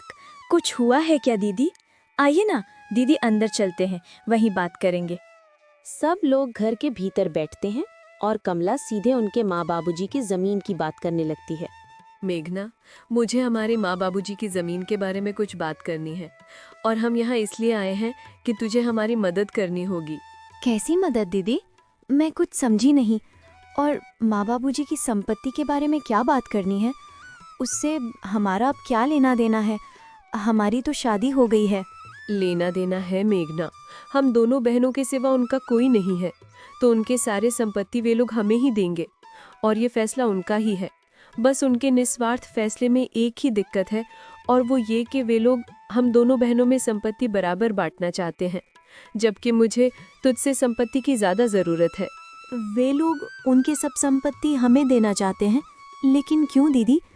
उसमें तो अब हमारा कोई हक नहीं है। उन्होंने पाल पोस के हमें बड़ा किया, हमारी शादी करवाई, तो अब और हमें कुछ देने की क्या ज़रूरत? और दीदी, आपको भी संपत्ति की क्या जरूरत? आप तो हमसे भी अच्छी जीवन जी रहे हैं। ये सब माँ बाबूजी की मर्जी है। वे लोग अब संपत्ति का क्या करेंगे, इसीलिए हमें देना चाहते हैं। और मैं तुझे अपनी कठिनाई के बारे में अब क्या ही बताऊं। हम पर थोड़े कर्जा है, इसलिए हमें पैसों की बहुत ज़रूरत है। और आजकल इनका भी तबीयत कुछ ठीक नहीं रहता है, तो इसी वजह से ये भी ज़्यादा काम नहीं कर पाते। और बबलू भी बड़ा हो रहा है, उसके भविष्य का भी तो सोचना होगा। लेकिन ऐसे ही कर्जे में रहेंगे तो हम जिएंगे कैसे? इसलिए तू ही हमारी मदद कर। ठीक है, मैं सब समझ गई दीदी, लेकिन आप हमसे क्या चाहते हैं? हम आपकी क्या मदद कर सकते हैं इसमें? देख मेघना, माँ बाबूजी उनके संपत्ति हम दोनों में बराबर बांटना चाहते हैं। वे लोग मेरी हालत को देख के भी मुझे ज़्यादा देने को तैयार नहीं हैं। इसलिए अब तुझे ही उनको बोलना होगा कि मुझे तेरे हिस्से का भी थोड़ा दे दे।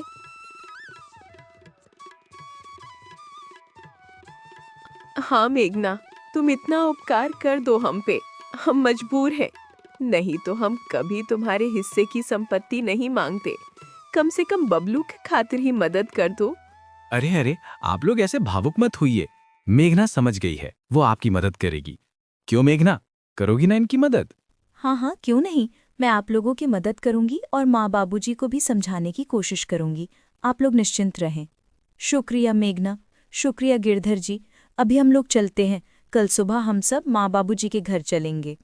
मेघना और गिरधर की बातें सुन के कमला और हेमंत के चेहरे पे खुशी की हंसी आ गई और दोनों मेघना और गिरधर को झूठ मूठ की बातों की जाल में फंसा के थोड़े समय बाद विदा लेके घर के लिए निकल जाते हैं।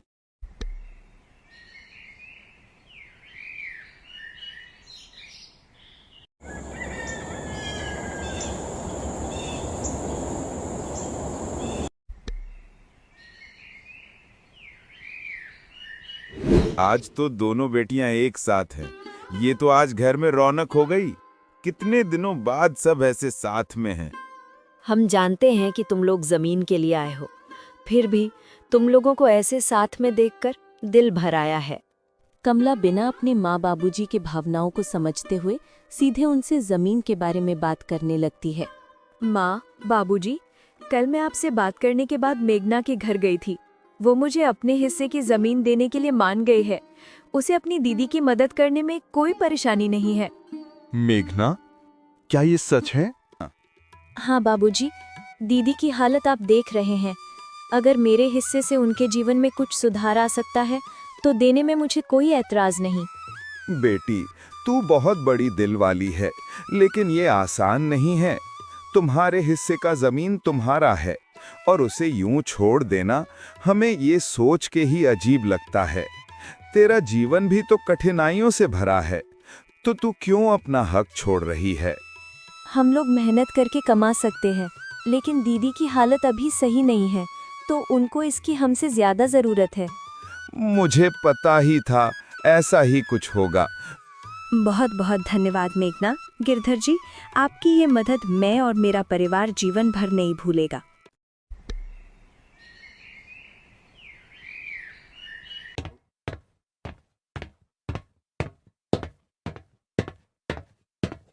पिताजी। हाँ बेटा। पिताजी, अब जब संपत्ति का बंटवारा हो ही गया है और मेघना को उसमें से कुछ नहीं चाहिए, तो सब मेरा हुआ ना? अब जब मेघना की यही राय है तो ठीक है, सब तुम्हारा हुआ। तो अब मुझे देरी हो रही है। आप मुझे सारे कागजात दे दीजिए, मैं सब अपने साथ लेकर चली जाती हूँ। अरे दीदी, आप कागज पिताजी के पास ही रहने दीजिए ना, अभी माँ को मिल नहीं रहा। नहीं मिल रहा? इतनी जरूरी चीजें भी ये लोग संभाल कर नहीं रख पाते। दीदी, अब माँ भी बूढ़ी हो चली हैं, सब चीजें अकेले देखना उनके लिए भी तो मुश्किल ही होती होगी ना। आप एक काम करिए, आप घर चली जाइए। जब माँ को कागज मिल जाएंगे तो पिताजी आपके घर पहुँचा देंगे। नहीं नहीं, मैं अपनी चीजें किसी और के पास नहीं रखूंगी, मैं अपने साथ ही लेकर जाऊंगी। किसी और के पास? दीदी, ये सब कुछ उनका ही है, हम दोनों बेटियां उनकी ही हैं। वो कोई और कैसे हो सकते हैं आपके लिए? अरे मेघना, मेरा वो मतलब नहीं था। मेरा मतलब है कि मैं कागज अपने पास रखना चाहती हूँ, बस। एक शर्त है। घर की जो जमीन है जहां हम अभी रहते हैं वो मेघना को देंगे। बाकी खेत और दूसरी जमीन, उसमें से मेघना का हिस्सा भी कमला को दे देंगे और हम दोनों बेटियों के पास बारी बारी से रहेंगे। बाबूजी, ये कैसे होगा?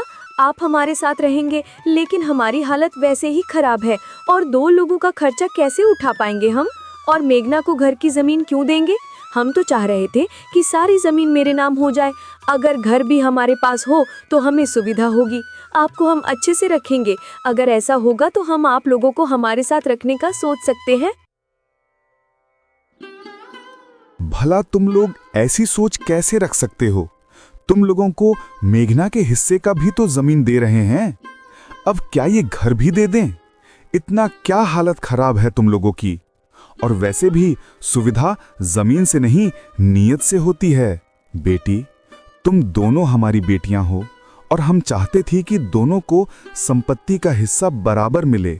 लेकिन अगर मेघना भी अपना हिस्सा तुम्हें देने को मान गई है तो तब तो हमारे पास यही रास्ता है। कमला चुप हो जाती है। अपने माँ बाप को मेघना की तरफदारी करते देख उसको बहुत गुस्सा आता है, लेकिन वो कुछ नहीं कहती है। दीदी, मेरे हिस्से में जो जमीन आई वो तो आपको दे दिया, लेकिन घर की जमीन वो माँ बाबूजी के पास ही रहेगी।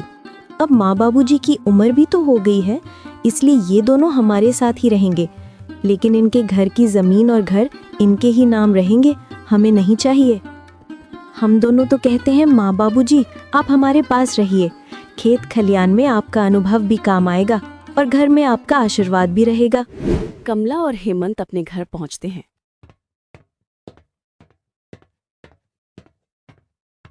वहां हेमंत निश्चिंत होकर सो जाता है, जबकि दूसरी तरफ कमला अपनी बहन के साथ की गई बेईमानी से थोड़ा बुरा महसूस कर रही थी। उसके दिल के किसी कोने से अब भी आवाज आ रहा है कि जिस बहन से एक वक्त में वो इतना प्यार किया करती थी, आज उसी के साथ वो इतना गलत करने जा रही है।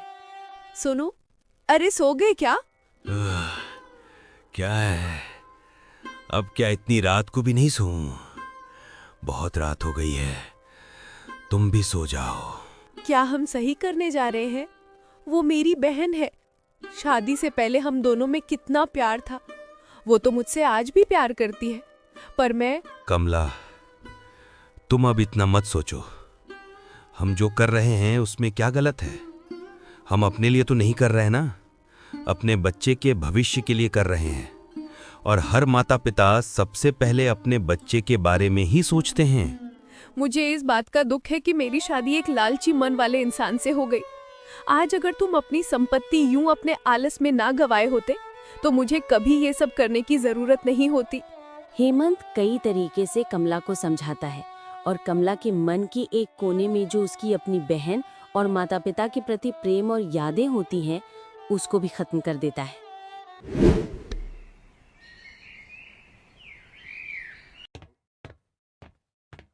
दूसरी तरफ मेघना और गिरधर आपस में बातें कर रहे होते हैं। इतनी रात हो गई, आप अभी जाग रही हैं? मेघना, मैं तुम्हारे बारे में ही सोच रहा था। मेरे बारे में? क्या? तुम और कमला दीदी साथ में पले बढ़े। तुम बताती भी हो कि दीदी तुमसे कितना प्यार करती थी। हाँ तो दीदी मुझे बहुत प्यार करती थी। शादी के कारण दोनों बहनों को अलग होना पड़ा, पर हमारा प्यार कम नहीं हुआ। वही तो, आज तुम्हें कितना दुख रहा होगा ये जानकर कि आज तुम्हारी दीदी जीवन के मुश्किल हालातों से गुजर रही है। ये आपने बिल्कुल सही बोला। पिताजी ने अमीर घर देखकर दीदी की शादी की थी ताकि उन्हें कभी कोई तकलीफ ना हो। आज दीदी को इस तरह रोते देख मेरी तो आत्मा तक दुखी हो गई। लगा मानो क्या करूं कि दीदी के जीवन में फिर से पहले वाली खुशियां लौट आए। वैसे एक बात बोलूं? हाँ हाँ, बोलो ना, क्या बात है? क्या आज आपको भी दीदी का बर्ताव एकदम से बदला हुआ लगा? मतलब? आज दीदी जिस तरह बातें कर रही थी और एकाएक जमीन के कागज। मेघना, तुम अभी भी वही सोच रही? अरे नहीं नहीं, बस मैं सोच रही कि क्या हमने माता पिता की सारी संपत्ति उनको दिलाकर कुछ गलत तो नहीं किए ना? मेघना, दीदी की हालत अभी सही नहीं है। उनकी जिंदगी जिन कठिनाइयों से घिरी है उसमें उनका मन वैसे ही परेशान रहता होगा। ऐसे में हम उनसे ये उम्मीद रखते हैं कि वो पहले जैसी हंसे बोले, तो इसमें गलती हमारी है जो हम उनका दुख नहीं समझ रहे। तुम खुद को एक बार दीदी की जगह रखकर तो देखो मेघना। शायद आप सही बोल रहे। दीदी सच में दुखी है, वरना दीदी कभी ऐसा नहीं करती। उधर मेघना और गिरधर कमला के लिए परेशान थे।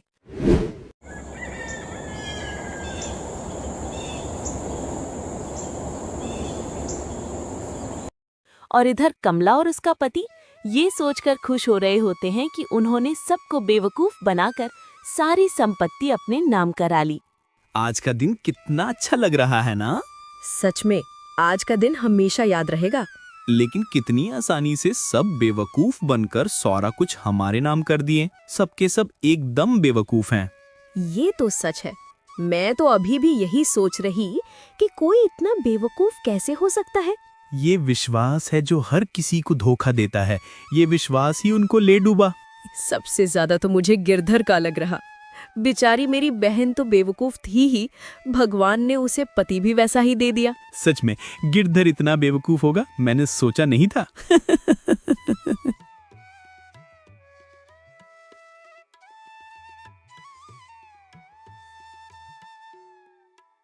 क्या हुआ, नींद नहीं आ रही? नहीं, बस सोच रहा था। क्या इतनी रात को ऐसा क्या सोच रहे हैं? आज हमने अपनी सारी संपत्ति अपनी एक बेटी को दे दिया। अब हमारे पास कुछ भी नहीं है सिवाय एक विश्वास के कि आने वाले दिनों में हमारी बेटियां ही हमारा साथ देंगी। और आपका विश्वास जीतेगा। हमारी बेटियां ही हमारी असली संपत्ति है और जरूरत पर वही हमारा साथ देंगी। आप भरोसा रखिए।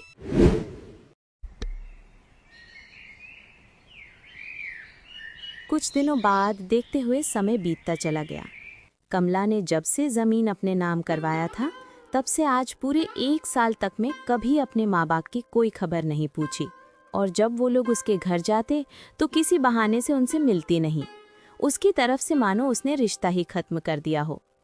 पर अब उम्र के इस पड़ाव पर कमला के माता पिता को सहारे की जरूरत होने लगी थी। ऐसे ही एक दिन पिताजी की तबीयत बहुत खराब होने की खबर दोनों बहनों को दिलवाई गई। मेघना और गिरधर घर आते हैं। पिताजी, पिताजी। कमला, कमला आई है क्या?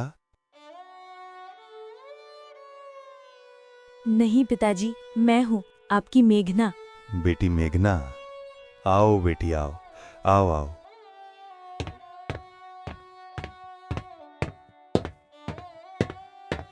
आप कैसे हैं पिताजी?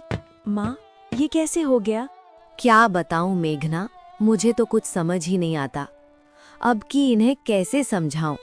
इस उम्र में अब उन्हें आराम करना चाहिए, तो अब भी बस काम काम और काम। क्यों पिताजी, आपको अब इस उम्र में इतना काम करने की जरूरत है क्या? और काम भी क्या, तो दूसरों के खेतों की मजदूरी। अब तुम ही बताओ, क्या ये करना सही है? अरे भाग्यवान, तुम ये सब इसको क्यों बता रही? पिताजी, अगर अपने दुख की बातें माँ मुझे नहीं बताएगी तो किसे बताएगी? और दूसरी बात, पिताजी दूसरों के खेतों में काम क्यों करते हैं? हमारा तो खुद का उतना खेत है कि आप दोनों आराम से रह सको। कुछ नहीं हुआ है बेटा, तू चिंता मत कर। रुक जाइए आप, मुझे बताने दीजिए।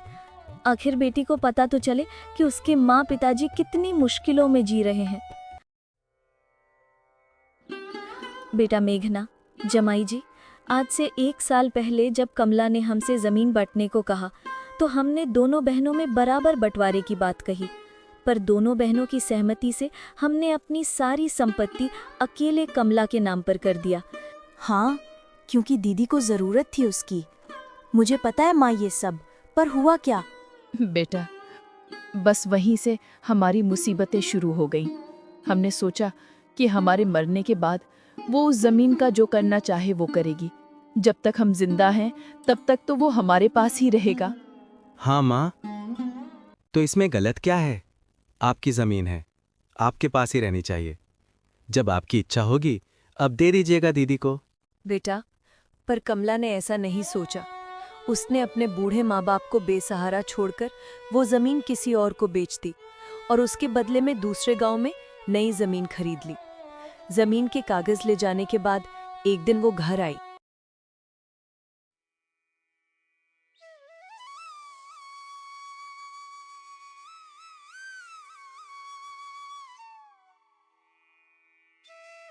माँ। कमला, आओ बेटा, आओ आओ। माँ, पिताजी कहाँ हैं? तुम्हारे पिताजी खेत पर गए हैं बेटा, आते ही होंगे। दोपहर के खाने का समय हो भी गया है। कुछ काम था पिताजी से? अरे नहीं माँ, क्या मैं आपको भी ऐसी ही लगती हूँ जो सिर्फ अपने काम से ही दूसरों के बारे में पूछे? अरे नहीं नहीं बेटा, ऐसा बिल्कुल भी नहीं है। तू आजकल खुद ही इतना परेशान रहती है, तो इसीलिए मुझे लगा कि कुछ काम होगा, वरना मुझे क्या पता नहीं अपनी बेटी के बारे में। तू तो मेरी वो बेटी है जिसे पूरे घर की चिंता लगी रहती थी, सब के बारे में सोचने वाली मेरी बेटी। ये लो, पिताजी आ गए तुम्हारे। अरे कमला आई है। अरे बेटा, कितना समय हो गया, उस दिन भी बिना खाए पिए चली गई थी। पिताजी, मैं उस दिन आपसे और माँ से जिस तरह पेश आ रही थी उसके लिए मुझे माफ़ कर दीजिएगा। मैं बहुत परेशान थी अपने जीवन में। बस बेटा, मुझे पता है, हम तुम्हारे माता पिता हैं, हमने तुम्हें जन्म दिया है। क्या हमें पता नहीं कि हमारी बेटी अपने जीवन में कितना संघर्ष कर रही है? वरना वो कभी ऐसा नहीं करती। पिताजी, माँ, अब आपको इतना परेशान होने की ज़रूरत नहीं है। मैंने आपके लिए सोच लिया है। क्या सोच लिया बेटा? माँ, पिताजी, आपने अपनी सारी संपत्ति मेरे नाम कर दी है। अब यह हमारा फर्ज बनता है कि हम आपका ख्याल रखें। तो मैंने और हेमंत ने यह फैसला लिया है कि अब आप हमारे साथ रहेंगे। बेटा कमला, आज मुझे तुझ पर बहुत गर्व हो रहा है कि तुमने हमारे संस्कारों को अपनाया। अपने माता पिता के लिए तुम्हारे दिल में इतना आदर देखकर मुझे अब कोई दूसरी चिंता है ही नहीं इस दुनिया में। हाँ बेटा, तुमने और जमाई जी ने हमारे लिए इतना सोचा, ये बहुत है। पर बेटा, अभी हम दोनों स्वस्थ हैं। अभी तुम्हारे पिता खेत से कमाई कर लेते हैं और मैं 2 जनों के लिए खाना पका लेती हूँ। ऐसे में हम बेटी के ससुराल में जाके रहें, ये शोभा नहीं देता। माँ, आपने और पिताजी ने कभी हम दोनों बहनों को ये महसूस नहीं होने दिया कि हम लड़कियां हैं और आप हमसे कम प्यार करते हैं, क्योंकि ऐसा हो ही नहीं सकता बेटा। तुम दोनों हमारा जीवन हो।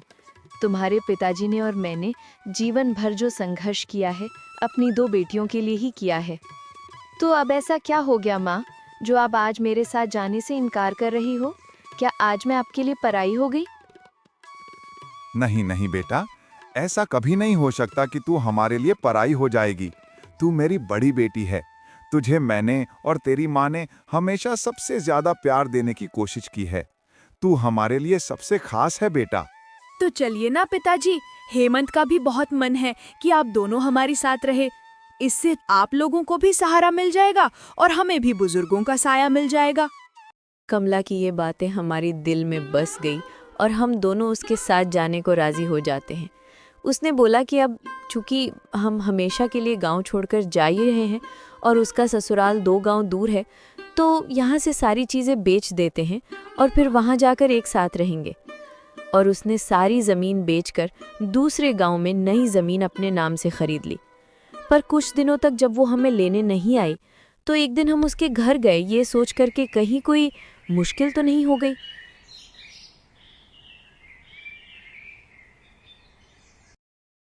वहाँ जाकर हमें जीवन का सबसे बड़ा झटका लगा। कमला ने धोखे से हमसे ही हमारी ज़मीन बिकवा दी और हमें अपने नौकरों द्वारा बेइज्जत कर कर वहाँ से निकलवा दिया। वो एक हालत पर तरस खाने तक को तैयार नहीं थी। तुम्हारे पिताजी को तो मानो झटका सा लग गया हो। किसी तरह हम दोनों ने एक दूसरे को संभाला है। बेटा, मैं तुमको क्या क्या बताऊं। ये सब सुनकर मेघना की आंखों की आंसू रुक नहीं रहे थे। उसका दिल आज भी अपनी दीदी के पुराने शादी से पहले के स्वभाव को याद कर आज की हकीकत मनाने को तैयार नहीं थी। माँ, पिताजी, आपने इतनी मुसीबतें झेली, लेकिन आज तक हमें इस बारे में क्यों नहीं बताया? क्या आपको ये लगा कि आपके गरीब बेटी और दामाद आपकी क्या ही मदद कर सकेंगे? क्या हम आपके लिए कुछ नहीं है पिताजी?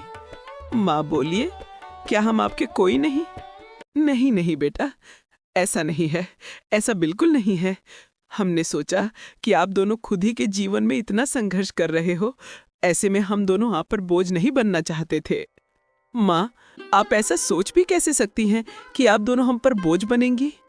मैंने अपने माता पिता को बचपन में ही खो दिया। आप लोगों को मैंने हमेशा अपना समझा। आप ही मेरे माता पिता हो। आप चलिए मेरे साथ अभी ही। नहीं नहीं बेटा, जब हमारे पास संपत्ति थी तो हमने किसी और का दरवाजा देखा। आज जब हम बिल्कुल खाली हैं, हमारे पास इस छत के सिवा और कुछ भी नहीं, तो हम तुम पर बोझ नहीं बनेंगे। माँ, आप हम जी लेंगे बेटा किसी तरह, तुम चिंता मत करो।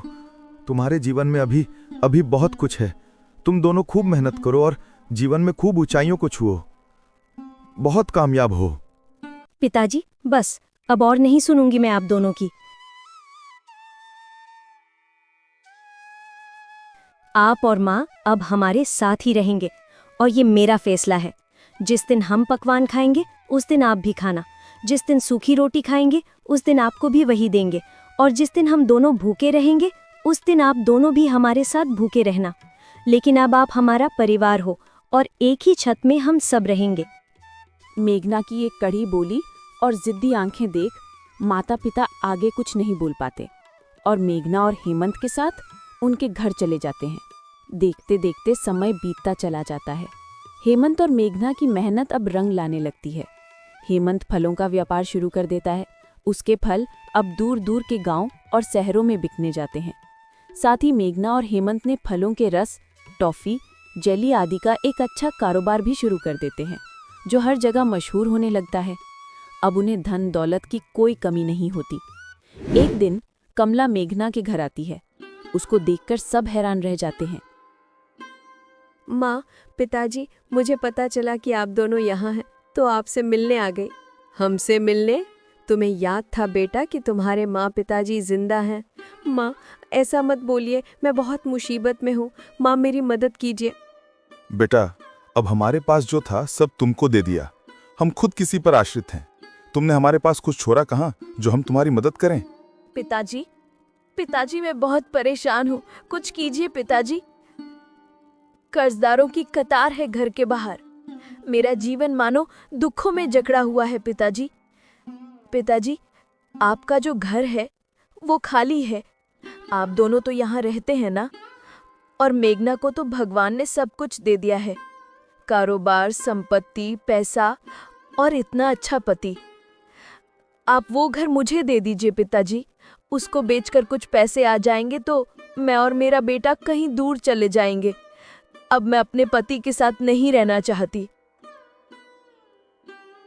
अगर तुम हेमंत के साथ नहीं रहना चाहती तो यहाँ आ जाओ, मेघना के साथ काम करो, मेहनत करो और एक अलग घर में रहो। हम उसमें तुम्हारी मदद करेंगे। नहीं पिताजी, अब इसके लिए बहुत देर हो गई है। मैंने इतना गलत किया है आप सबके साथ कि अब मैं आप लोगों के बीच नहीं रह सकती। आप मेरी ये आखिरी मदद कर दीजिए पिताजी, फिर आप इस बेटी को देखोगे तक नहीं। मैं अभी तुम्हें नहीं देखना चाहता बेटा। तुमने इस बुढ़ापे में जो दुख हमें दिया है वो मैं और तेरी माँ भूल नहीं पा रहे। कमला अपने पिता के मुंह से ये सब सुनकर वहां से जाने लगती है। उसकी आंखों में आंसू हैं। जाते हुए वो इस बार पीछे मुड़कर देखती है। पिताजी, माँ, मेघना और गिरधर जी, मुझे पता चल रहा है कि अब इसके लिए बहुत देर हो गई है, पर फिर भी हो सके तो अपनी नासमझ बेटी और अपनी बहन को माफ कर देना। मेरी जिंदगी ने एकदम रुख मोड़ लिया, वरना मैं आप सबसे बहुत प्यार करती थी। इतना बोलकर कमला वहां से चली जाती है। जाते हुए ऐसा लग रहा था मानो आज एक रिश्ते ने समय से मजबूर होकर अपना दम तोड़ रही है। वो रिश्ता जिसमें सिर्फ प्यार था।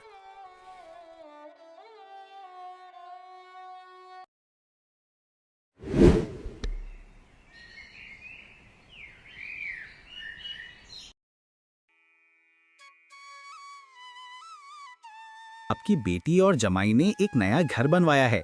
इसको हम अपना कारखाना बनाने के बारे में सोच रहे हैं। हाँ बेटा, काम को बढ़ाना ही सबसे पहली सीढ़ी है एक कारोबारी के लिए। तो पिताजी, हम कल ही नए घर में रहने चले जाते हैं। वो इससे बहुत बड़ा है। हम सब वहाँ आराम से रह सकते हैं। बेटा, तुमने हमेशा मुझे अपनी माँ माना है, इसीलिए तुम्हें ये बात सिखा रही हूँ। जी माँ, बोलिए माँ। बेटा, नए घर में हम चारों रहें उससे पहले उसकी पूजा होनी चाहिए। पहले ईश्वर को ले जाओ, जिन्होंने हम सबको जीवन में इतनी खुशियाँ दी हैं। हाँ माँ, बिल्कुल सही बोल रही हैं। हम एक अच्छी सी पूजा रखते हैं।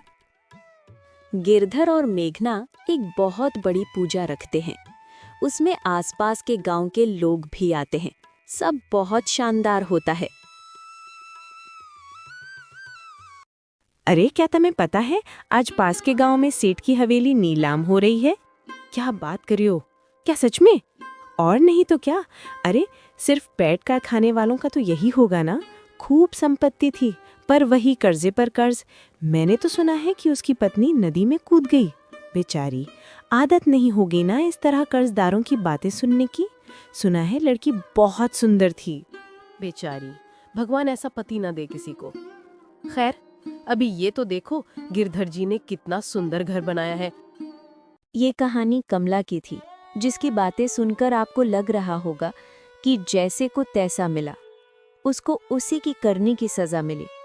पर उसकी माँ, जिसने उसको बचपन से पाला, उसके पिता, जो उसकी एक मुस्कान देख आकर ही खुश हो जाया करते थे, और उसकी बहन, जिसको न जाने कितनी बार माँ की डांट से उसने ही बचाया था, उनको अपने इस रिश्ते को खोने का असीम दुख था। कमला को सब भूल जाएंगे, लेकिन ये रिश्ते उसे हमेशा याद रखेंगे, क्योंकि ये कुछ पलों में बनाए गए रिश्ते नहीं थे। उम्र भर का बांटा हुआ प्यार और अपनापन था।